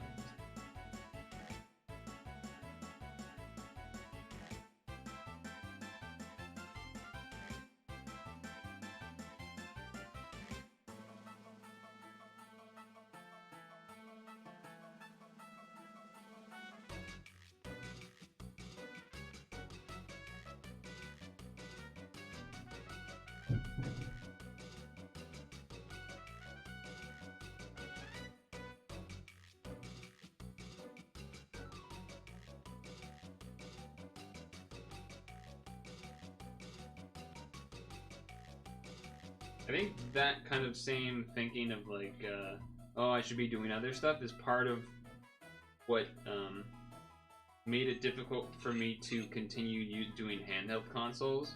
Like that type of thinking, I think, came into my brain towards the end of high school, certainly in college, and I like stopped playing handhelds, which I miss. Like there is part of me that wanted to be able to like play, I don't know, some of the 3DS games and stuff, but I just couldn't get myself to do it, because whenever I would go to, I was like, I should at least play something on the computer that I can play with a friend, and there's like a social value component, and yada yada. Which it's not a healthy way of thinking, to be clear. But, and I still have that problem. Like, there's still part of it that wants to do some handheld things, but that's also true of, like, there's part of it that would like to play Street Fighter and get better at Street Fighter or something, but I can never get myself to do it.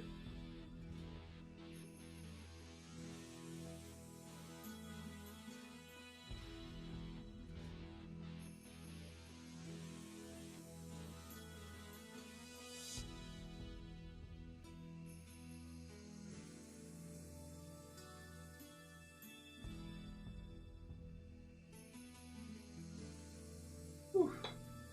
Somehow I feel like, I feel as though sometimes at the end of these Woodcarve 2-hour segments, my neck feels worse than doing the Puzzle and Dragons Monday stream for the full stream duration.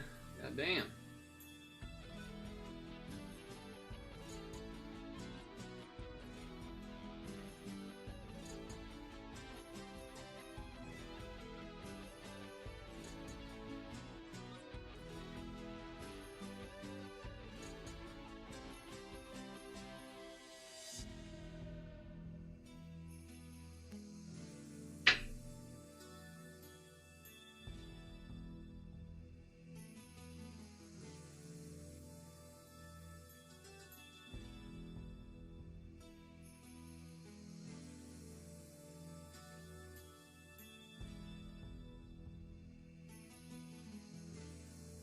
Here's some pictures you just took. After all your complaining about White's family visiting before you left to see your parents Thanksgiving, you have to say their help was a bunch of predated and set up lights. Let's see. Let's see.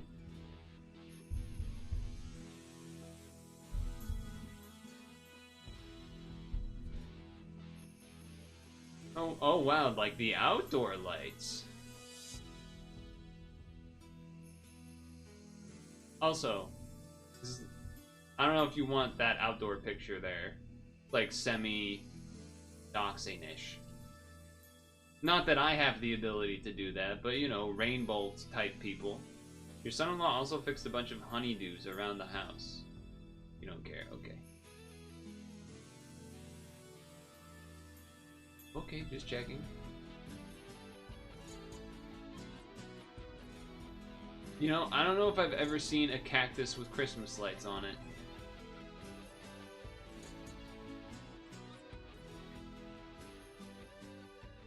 That's what that is, right?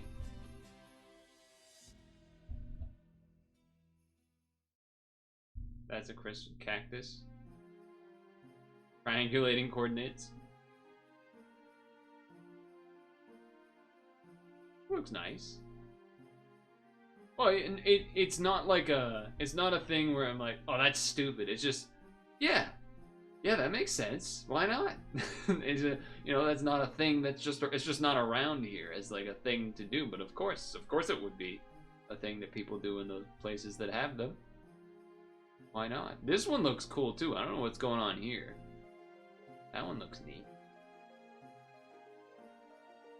It is nice that the son-in-law and whatnot pitched in to do a bunch of help there. That is nice of them. I think Chrome has died. There we go. Nice tree. The reflection on that is weird looking. It's the number 5. That's freaky. Oh, that's a nativity scene. Okay, for a split second, I was like, is this an aquarium? I was like, is this an aquarium?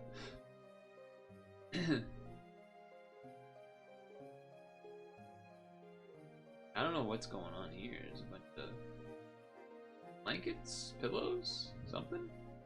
It looks nice. You like a good palm tree with lights? Oh yeah, that'd be another thing in that, California or wherever. Again, that's not where I am, so it doesn't come to my mind, but it makes sense. Makes sense. Even got the wreath with the lights on it too. It's nice. That's nice. I don't imagine other people have their Christmas lights to share, but we could pull them up if you have them. I wouldn't be opposed. I will say I do typically prefer the multicolor lights as opposed to just the white ones, especially on the Christmas tree. Especially on the Christmas tree. The Christmas tree's gotta have the various colors of light rather than the white light. The sago palm covered in the middle. Oh, that's what the wide one is? That look, yeah. That one looks good.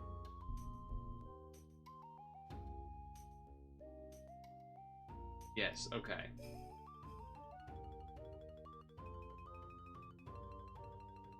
Yeah,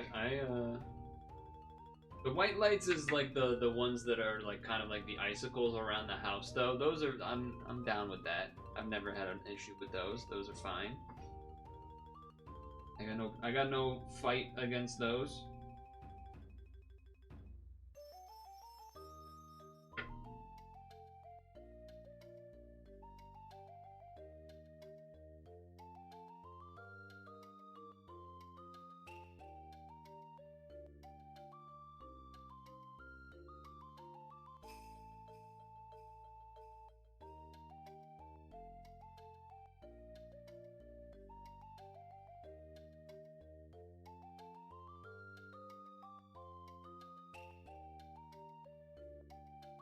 You can't imagine a Christmas tree with lights that aren't colorful? Yeah, that's what I mean. Like, yeah, no. I don't think it's that common that people do the Christmas tree lights without the colorful lights, but in general, even the like outdoor lights, besides like the icicle kind of like edge of the roof ones, I generally like the colorful light over the kind of white/yellow lights.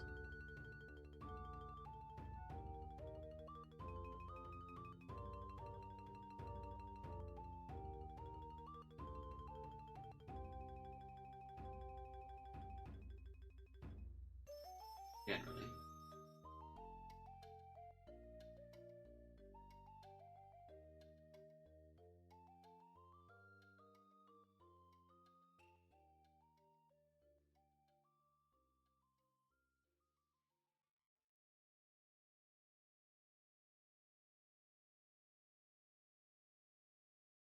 Generally.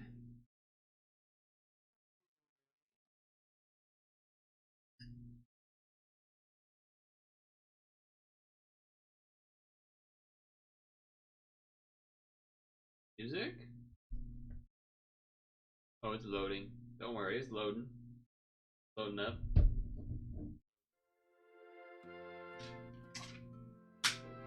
It's thinking about it. Well, pretty good progress today. Might not be as easy to tell because it's all on the edges. You know, it's not like this one where like, oh, all of the brown top layer is gone. But definitely a lot on this.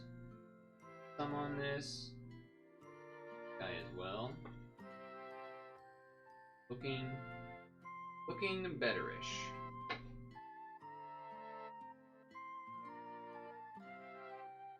Oof.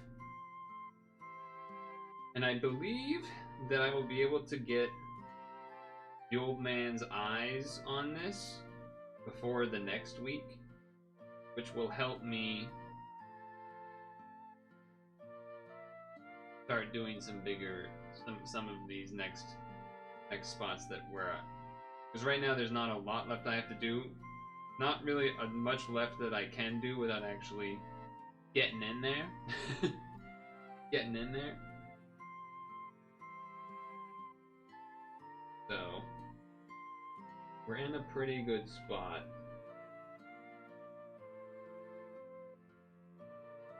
Now that being said, I might not finish this before Christmas.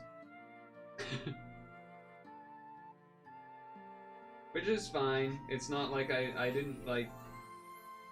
It's not like I started this a long time ago or something. The planning, it wasn't exactly the most well planned out or whatever, but that's fine.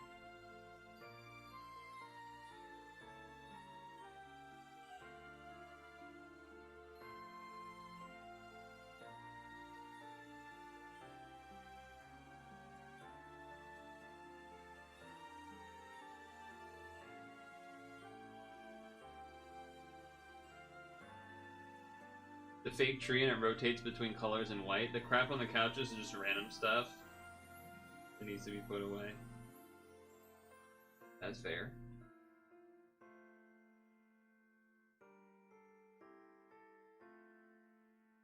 That's fair.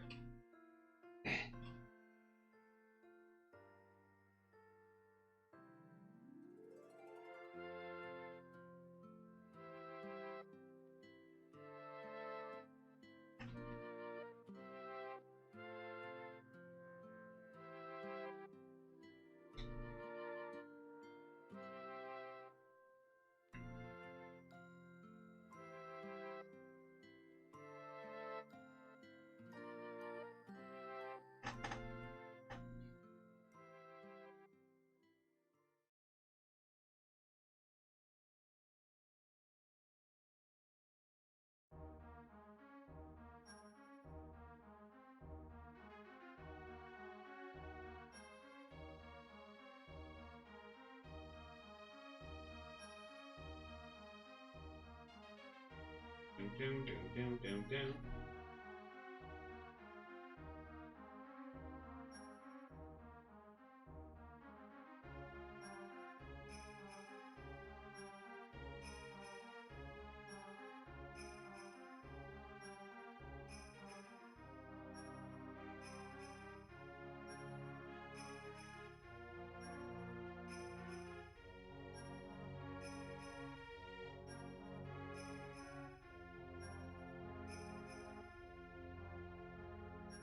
Ooh.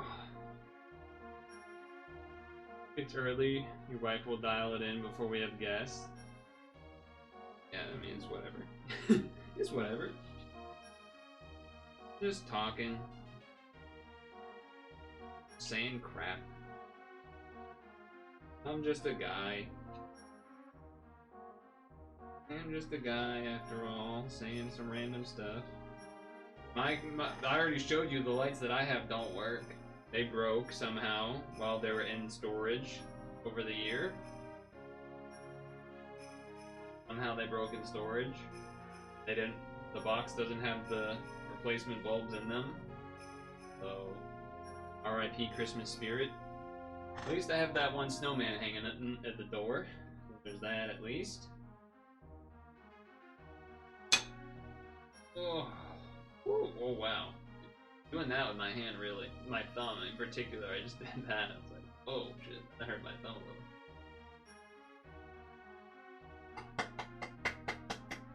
I think that might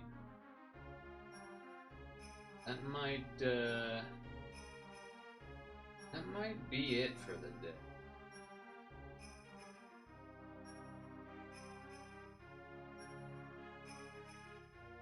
We're almost at 9. Hand is kind of bothering me now. I don't feel like there's a lot of obvious stuff I want to hit necessarily at this point anyway. Kind of done all the elements, I think, that I'm feeling. So at least before I go, I'll hold it up so you can see it better. We'll do this one.